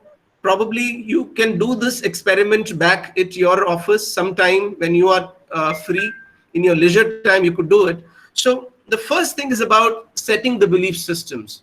Certain belief systems which believes in developing critical thinkers or making a space where everyone is creative, respectful. Students are respectful, teachers are respectful to colleagues, to each other, to the boss. You want your students to be courageous leaders, self-aware. So first thing to do is to set a belief system based on certain values. Yeah. So have a discussion. When you go back, have a discussion and list out, based on the discussions that we have had about pandemic, about Industry 4.0, what value systems, what belief systems you want to create in your institution. It can be anything. Have a discussion. Second is, what structures are needed to create these changes? Think about what is working and what is not working. Because I have to report to the HOD and the HOD has to take it to the principal, it takes a lot of time. So it is not possible for me to, so it's time that we restructure the organization. Or because I don't insist the submission of assignments from the students to be done on a particular day, they don't do it. So how do I restructure it? How do I make it more and more efficient? Yeah. Because I've not experimented with a platform, things weren't work on an online platform. And I'll speak about that. What are the other different platforms which you can use to do different experiments? Things weren't working. So how can that be brought in? So what sort of structural changes are needed? So first is about the belief systems, which is the base, which should be the base. Second is about changing the structure. And if both those things are perfectly aligned, believe me, the outcomes that you get in the institution would be entirely different. So what I'm introducing here is about the systemic change in your organization, which would bring, think about your system, the ones that needs to be changed, and you need to be really honest, brutally honest. Because unless and until you are brutally honest, you may not be able to bring about any sort of a change. So that is what brings about outcomes. That is what brings about a change. So start thinking at your organizational level, what belief systems you should have. You, when I say you as faculties, you as students, you as administrators, what are the belief systems that you want to change? What structures you want to change, and what outcomes you are anticipating? Because what you otherwise normally see is only the outcomes. We don't go deeper and analyze the structures and belief systems, which has to be done. Yeah, I hope I'm making sense. I actually wanted to do a live experiment, but this online platform has its own limitations, so I leave it. And then what you can list out is there is something called Eisenhower matrix. Once this is a strategy of transition. List out what needs to be done urgently. That is a do list. Then list out what can take some time to plan. That's not very urgent. Third is identify those which can be delegated to other people. Sometimes delegated to the students. Fourth is identify those which can be completely eliminated. Yeah. So what I'm trying to say is a systemic restructuring, and the iceberg model is what I had used to make you think about post-COVID academic institutions rebuilding or reshaping or restructuring. I hope it works. It didn't work now, but I want you to take ideas from here and then go back and experiment it within your office spaces whenever you get free time. Yeah. So that's about it. And yeah, let me quickly now come to, what's the time now? 11:48. How much time do I have? Can I wind up by 12:15? I can finish and then I'll take a lot of questions. Yeah. Okay, sir. Okay, sir. All right. So somewhere you would find similarities. Those students who, I'm sorry to address you as students, those faculties who've joined in the previous session, because this is where it becomes more important. Now, I've listed people of different age groups. Those who are age 71 plus are either born between 28 to 45. They're known as builders. 46 to 64 are known as baby boomers. Generation X is what the 65 to 80 category is. 81 to 96 is Generation Y. Generation Z is 97 to 2012. Generation Alpha is early 2010 and mid 2020s. So why I'm bringing this is, most of us, the faculty, if you do a self-analysis, you would find that we all belong to different age groups. It's a very diverse and heterogeneous group. But the students that we are addressing are of a common age group, which means there is a lot of generation gap. There is a lot of, the way in which we perceive technology itself. I think I said earlier, we are immigrants to technology. Yeah. So people are born. So how do we use technology? We might require some additional effort and some time, but don't bother. Because that's the only way, if that is the only way we can connect with the students of this generation, we have to do it. Yeah. So that's one. So 81 to 96 are known as millennials. The next category is Zoomers and Generation Alpha. So there's a fundamental problem, systemic dialogue. I was talking about systemic restructuring. And this is again a fundamental problem with regard to education or academics. 21st century kids are being taught by 20th century adults using 19th century calendar and school curriculum. Not much of updation has happened.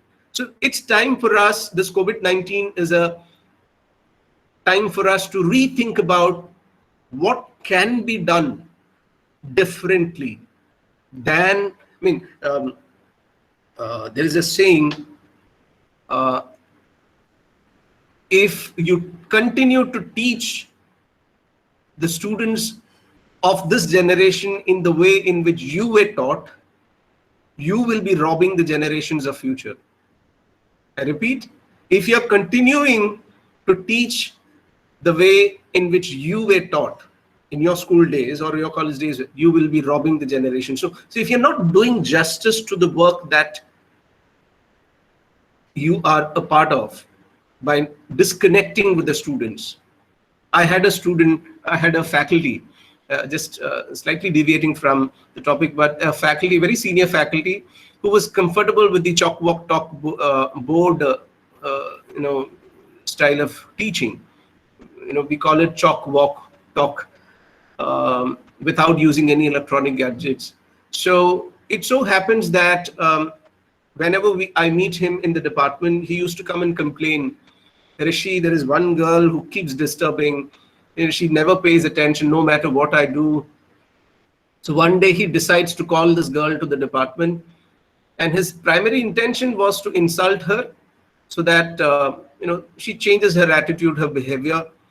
So because all the faculties, this scolding was happening in front of other faculties.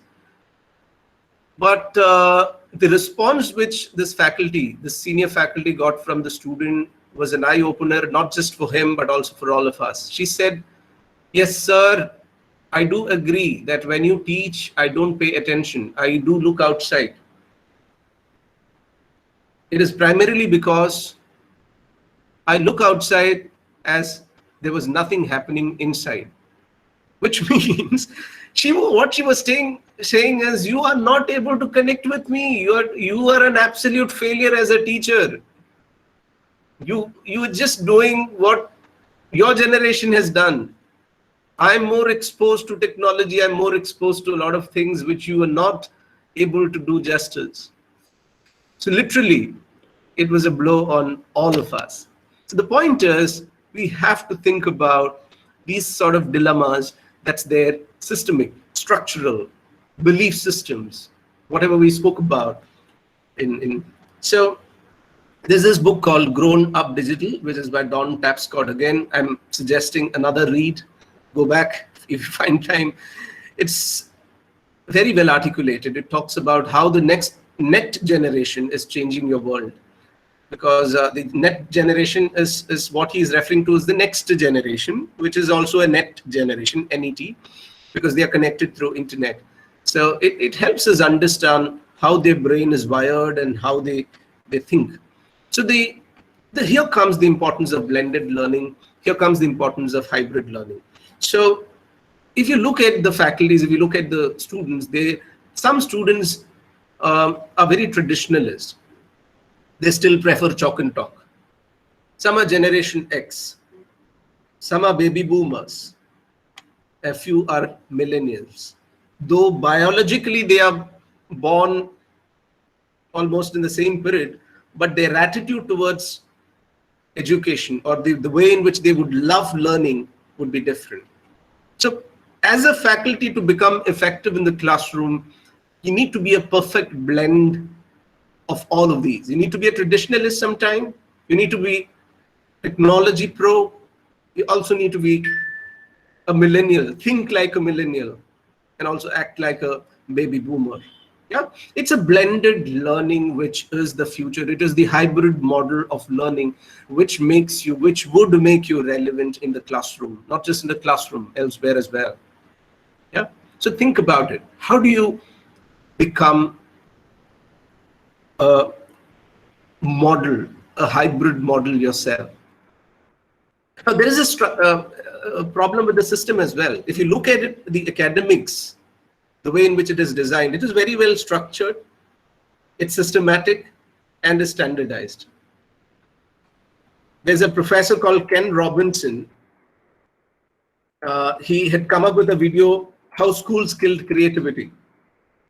And he compares school systems with that of a factory. Yeah? In a factory, you bring in raw material, it gets processed, and you get output. Standard output.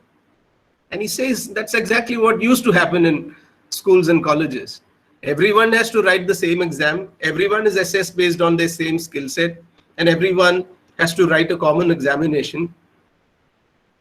And you keep a common benchmark to assess, which is a sheer injustice to the real talent which is hidden in.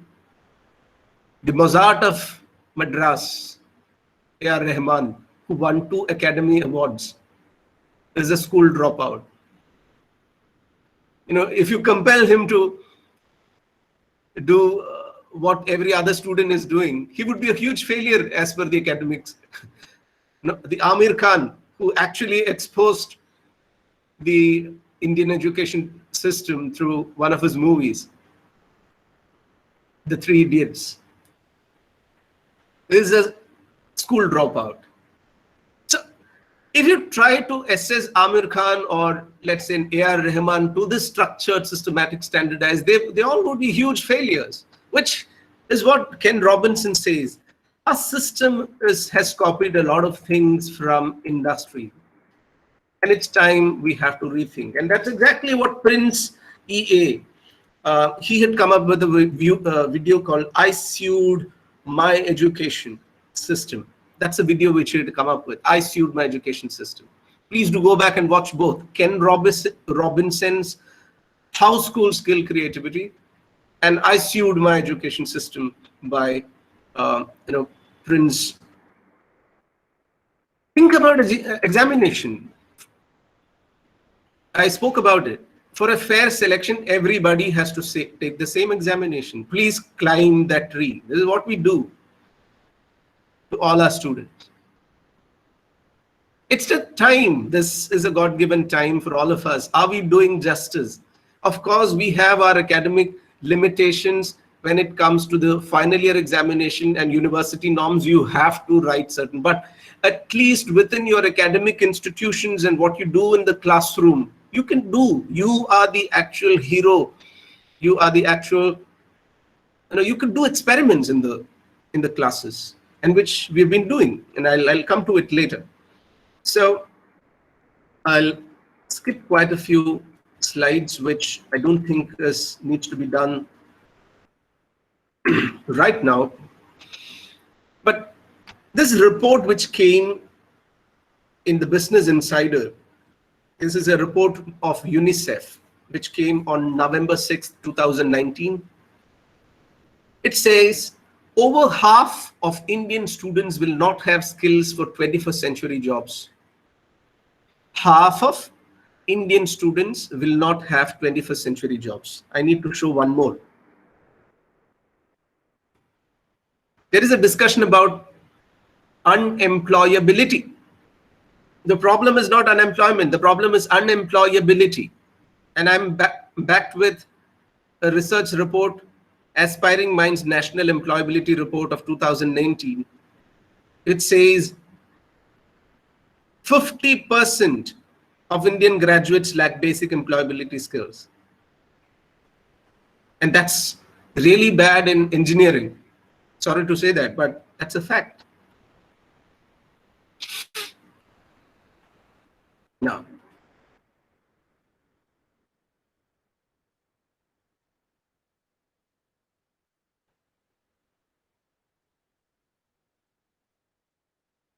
the point here is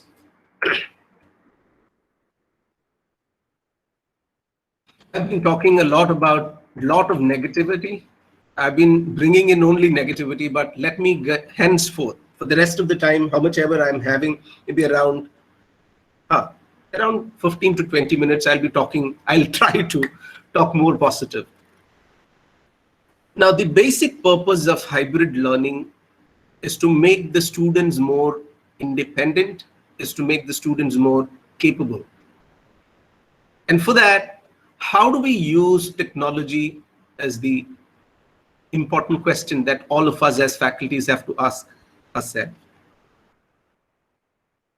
I want you all to think about, leave this workshop or leave this small interaction with a sort of conscious optimism. No, I want to not just spread negativity, but also conscious optimism. Now, if you look at any report that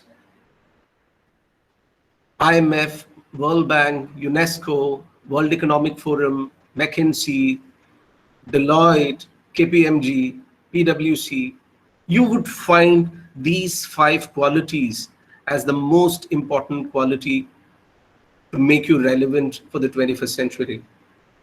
Creativity, collaboration, critical thinking, communication, emotional intelligence.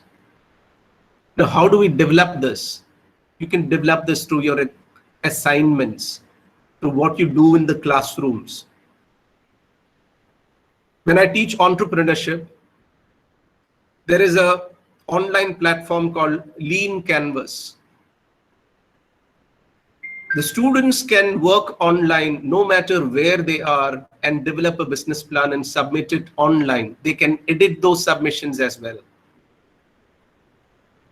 That's a platform to collaborate. Are you giving such assignments?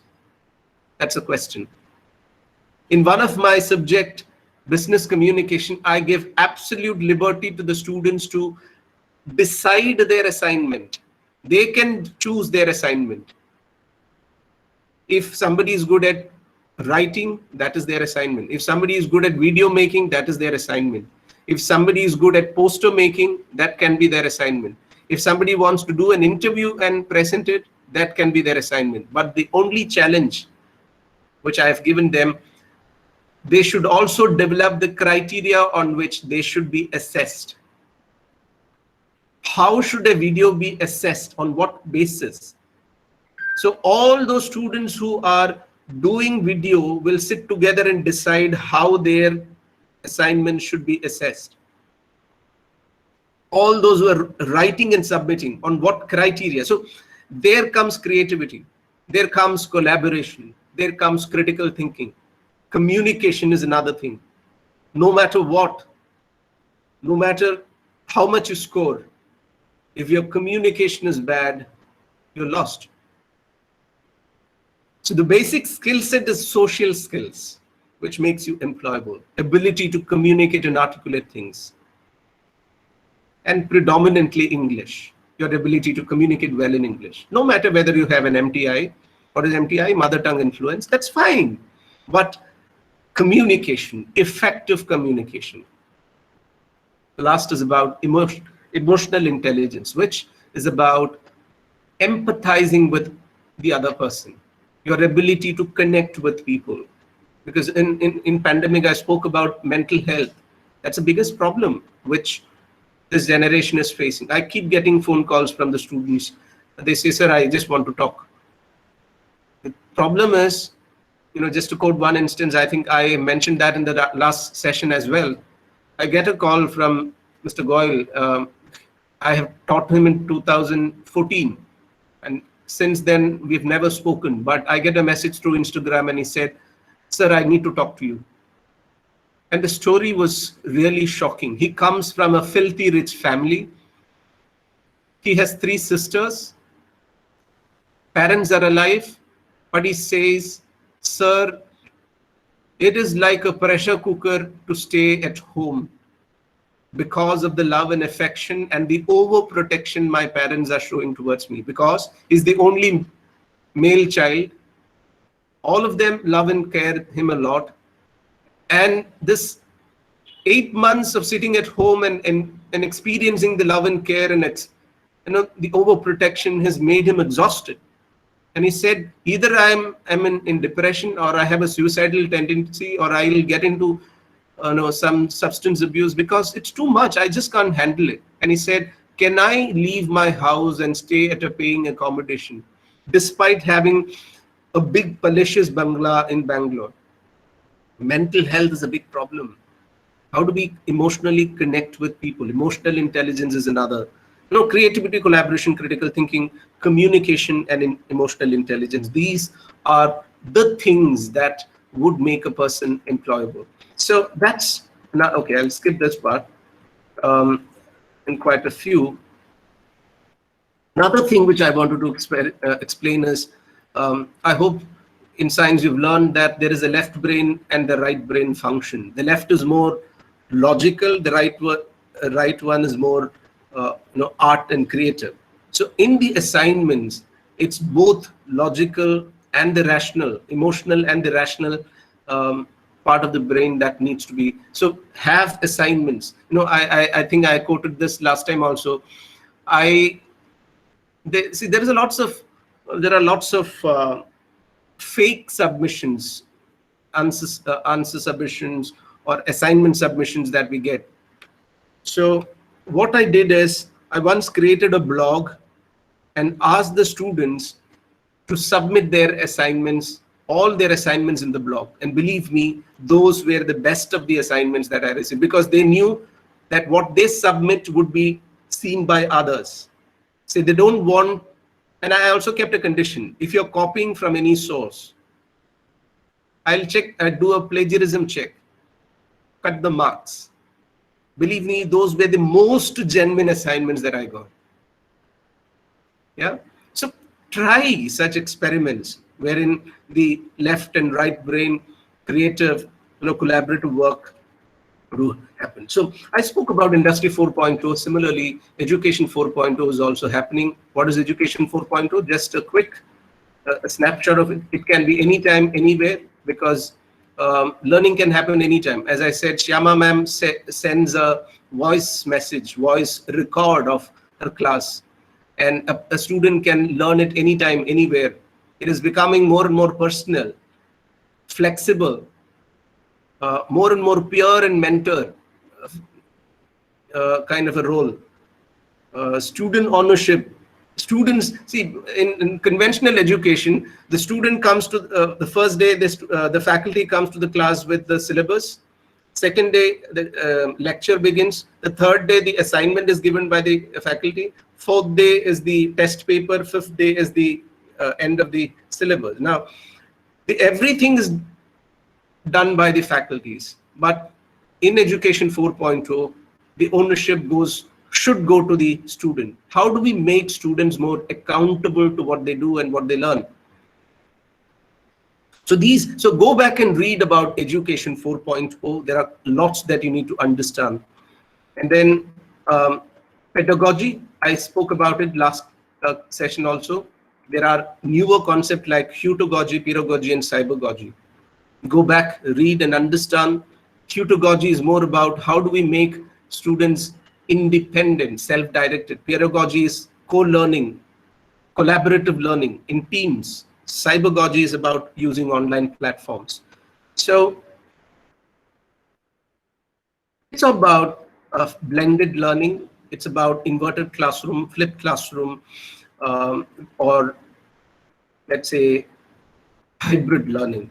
Now, how do we do, and what are the options that you have?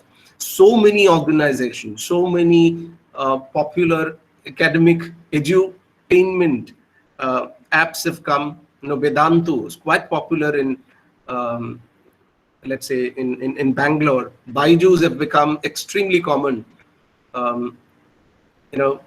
MIT OCW, Open Courseware. OCW is Open Courseware.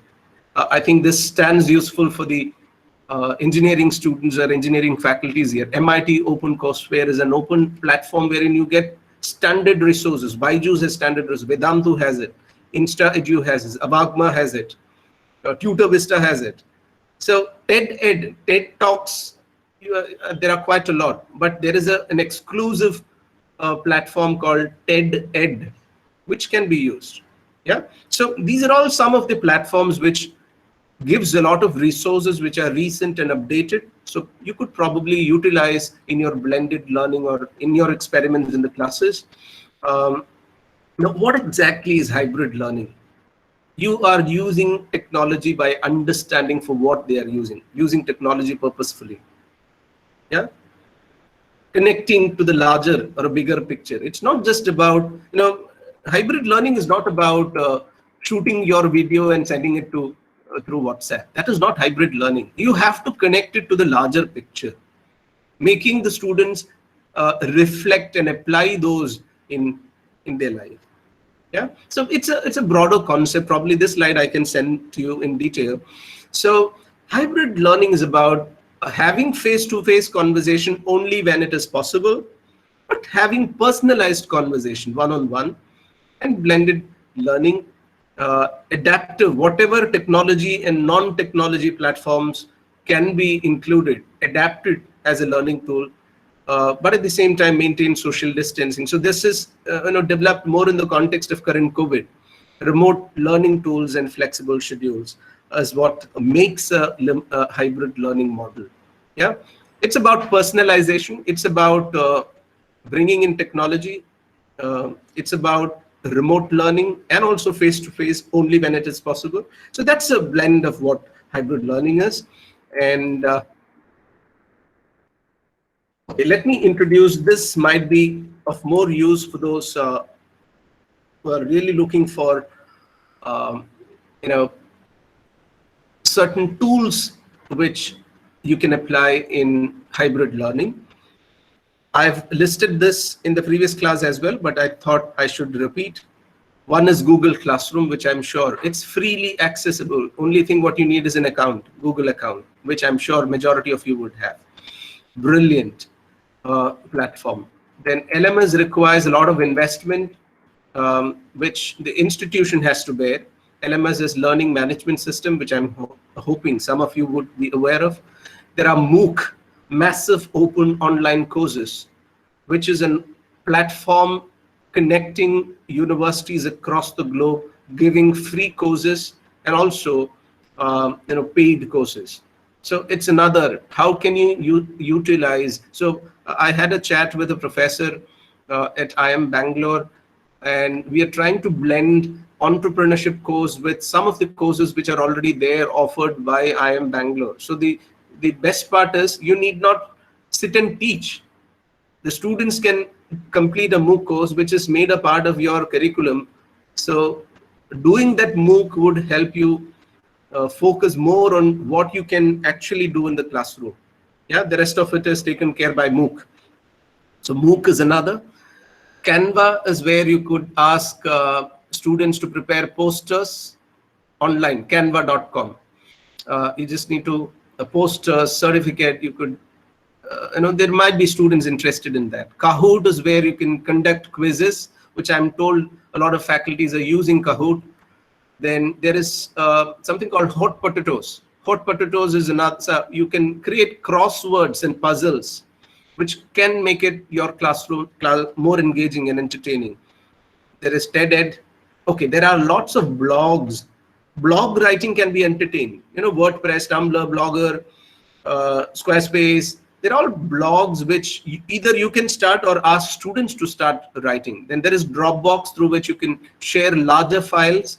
Doodle, okay, Candly, Seesaw. These are all, if you want to have a short meeting with the parents of your students. I mean, these are platforms, Doodle, Seesaw, and Candly, which again is freely available. And they would find it in Edmodo as well. Then Mercer and Metal is where through which we conduct the examination, which also requires a huge investment. So except LMS and Mercer Metal, I think the rest of everything is free. So in your blended classes, in your hybrid classes, you could probably utilize all of this. Then, okay, there is another 8-week program of Google for education. This is also free. It's just an 8-week course. And if you complete, if you're planning to do this Google Classroom, this really helps. Google Drive, it teaches you about Google Docs, Classroom, Form, Slide, everything they teach you in about 8 weeks, which is like in about a month. 2 months, you can complete this 8-week program and learn all the tools from Google. Yeah. So go back. That's another. So in LMS, there are quite a lot. Google Classroom, Edmodo, I think I've listed. Presentations. There are quite a lot which are not very popular. Prezi, Video, SlideBeam, Canva. Okay, Canva can also be used for presentation. I forgot to mention. Just like our Chalk and Talk, there is Whiteboard, Jamboard by Google. These are also free. Yeah, Miro, Whiteboard. To conduct quizzes, there is Quizlet, Kahoot, Mentimeter.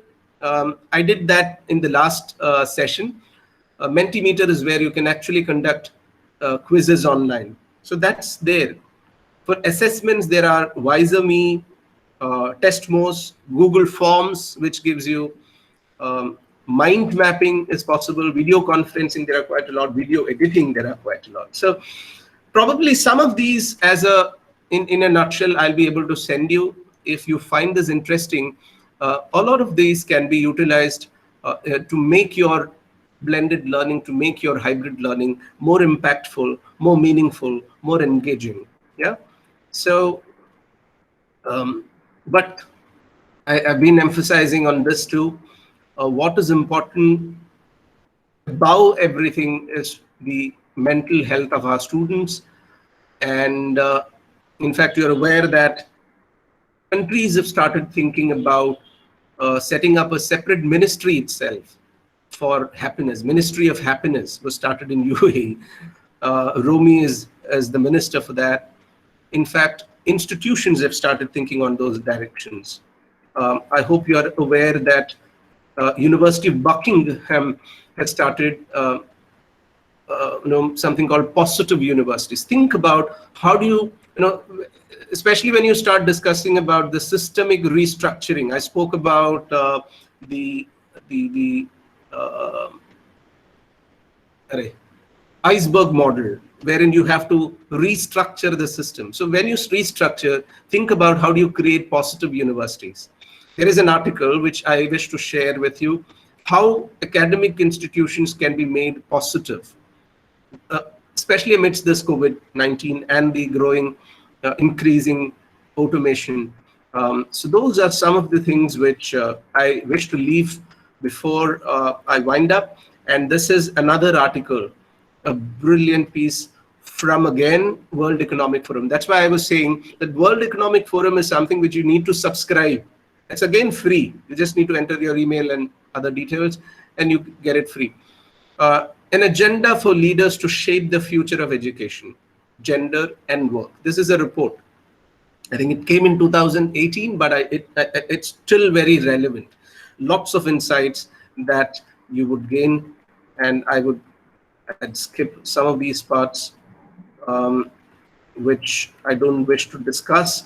But before I summarize, I was talking about automation anxiety and pandemic anxiety.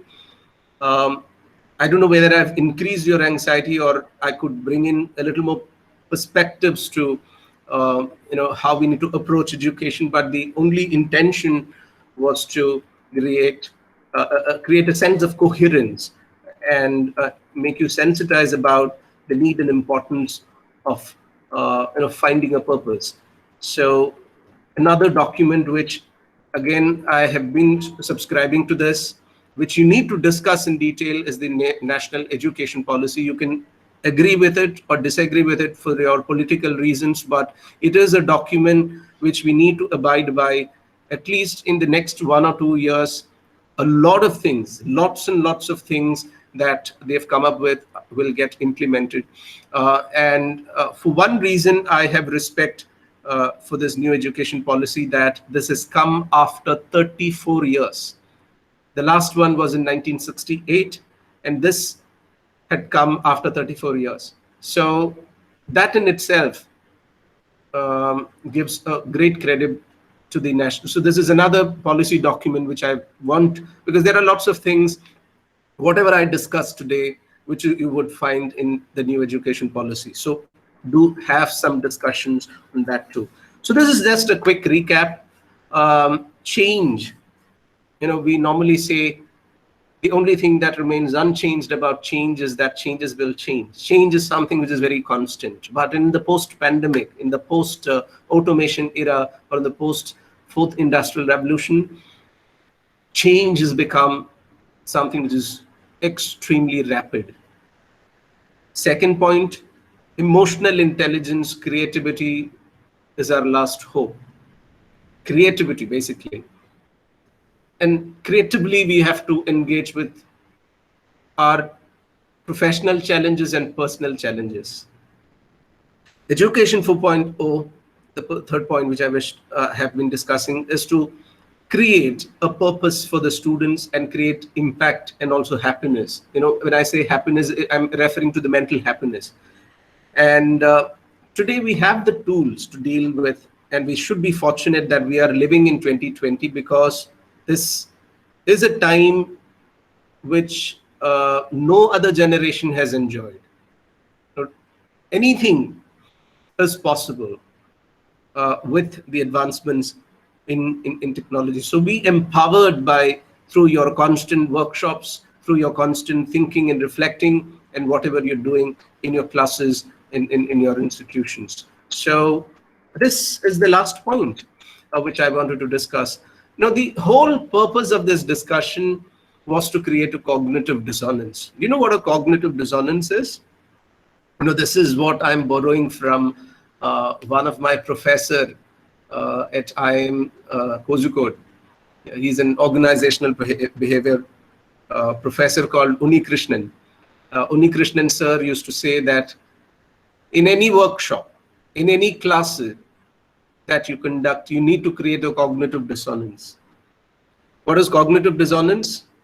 You don't teach everything. Give them a sort of dissatisfaction. You give them a sort of abstract concept. Because if you teach everything, there stops the learning. But if you leave things abstract, if you leave it to the audience, people will be stressed and compelled. They will feel discomfort to go back and read and understand more. And that's the point which that's the intention behind this little conversation. It has not been a little conversation right from 10 o'clock to 12:30. It's been 2 hours, 30 minutes. We have been together. And I just wish to say thank you again for this opportunity to host this event and having me this morning. And let me take questions. This is where I wish to stop. These are some of the contacts. I would wish to stay connected, at least through LinkedIn. We can all stay connected. But at this point, I wish to take questions if there are any, so that those also gets addressed. I'm happy to address your questions. Participants, questions, please.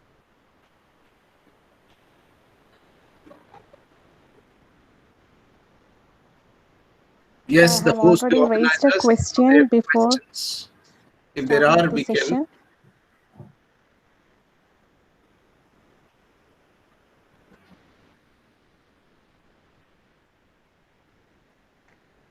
So I have already raised a question at the beginning of the session. You told me like you will be answering at the end of this session.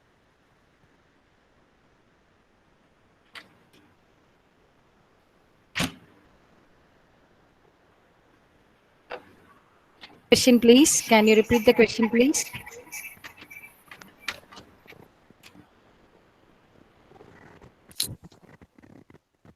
I just asked about the read and understanding, like read and understanding and type and understanding.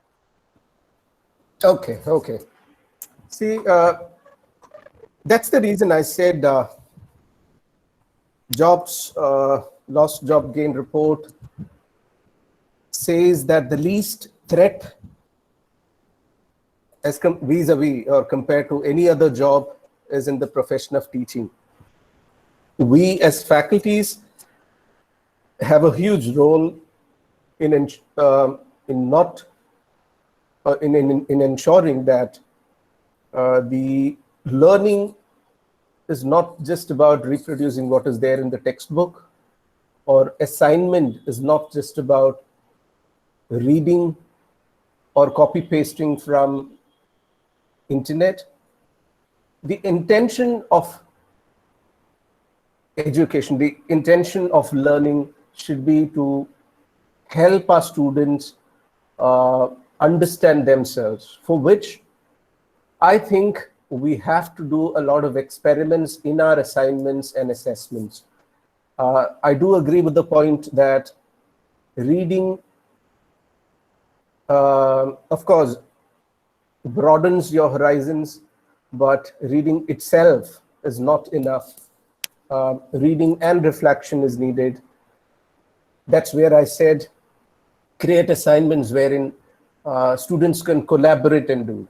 Create assignments wherein students can apply their mind. Create assignments wherein students can experiment and experience and learn. So reading and writing itself is not enough. Our assignments has to change. Our assessments has to change. That's the point which I wish to. I don't know whether I've Okay, answered sir. your question, but Thank you, sir. Thank you, sir. Sir, I have a small doubt, sir. Yes, So last time you told cognitive dissonance, whether it is applicable to all subjects. it isn't. Well, that's an important question.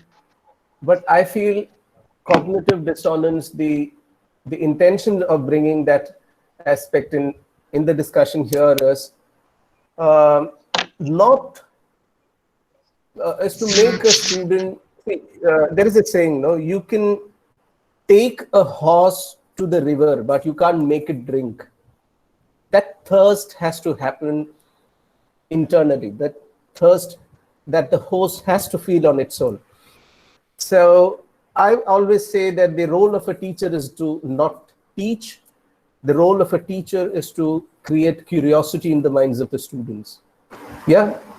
And that's the intention of bringing that concept of cognitive dissonance. If you teach everything, there stops the learning. But the point you raised is really valid. How feasible is it in all the subjects? For subjects like, say, mathematics, you have to sit with the student and teach them. But then how do you create cognitive dissonance in the student? Give them a problem which is more challenging than what he or she has already solved. Yeah, that increases their curiosity. So he would graduate himself to experiment that. When he reaches that level, he or she reaches that level, you create another cognitive dissonance. So that's the intention here. So it's about taking the students from one level to another, wherein you create newer challenges for the students. That's the context in which I use the word cognitive dissonance. It's not that you teach halfway or you leave your teaching or learning halfway through. That's not how.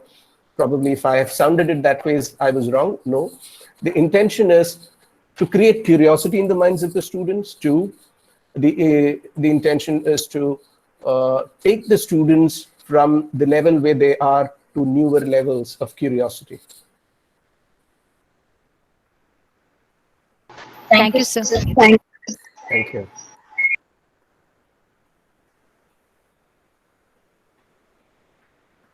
Any more doubts from the participants, please?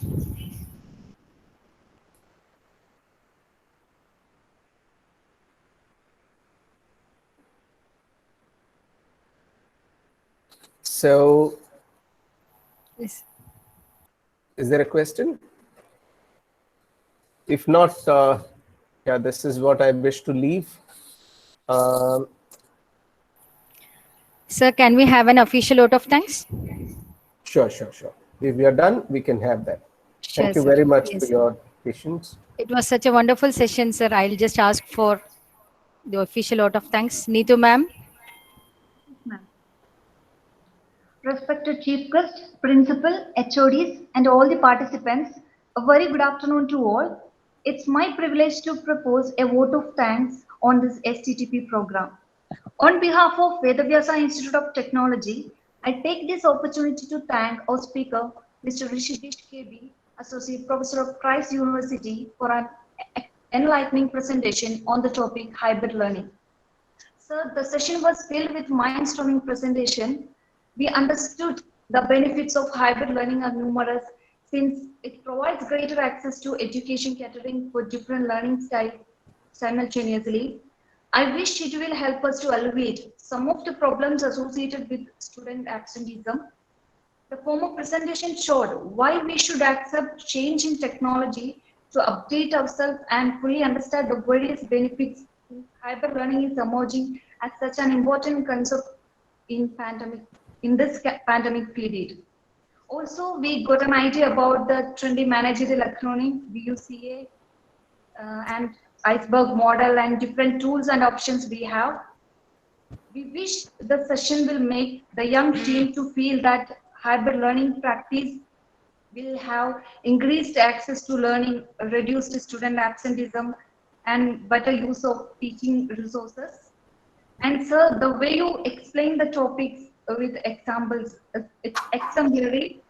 Thank you, sir, for all the valuable information you shared with us. Thank you once again, sir.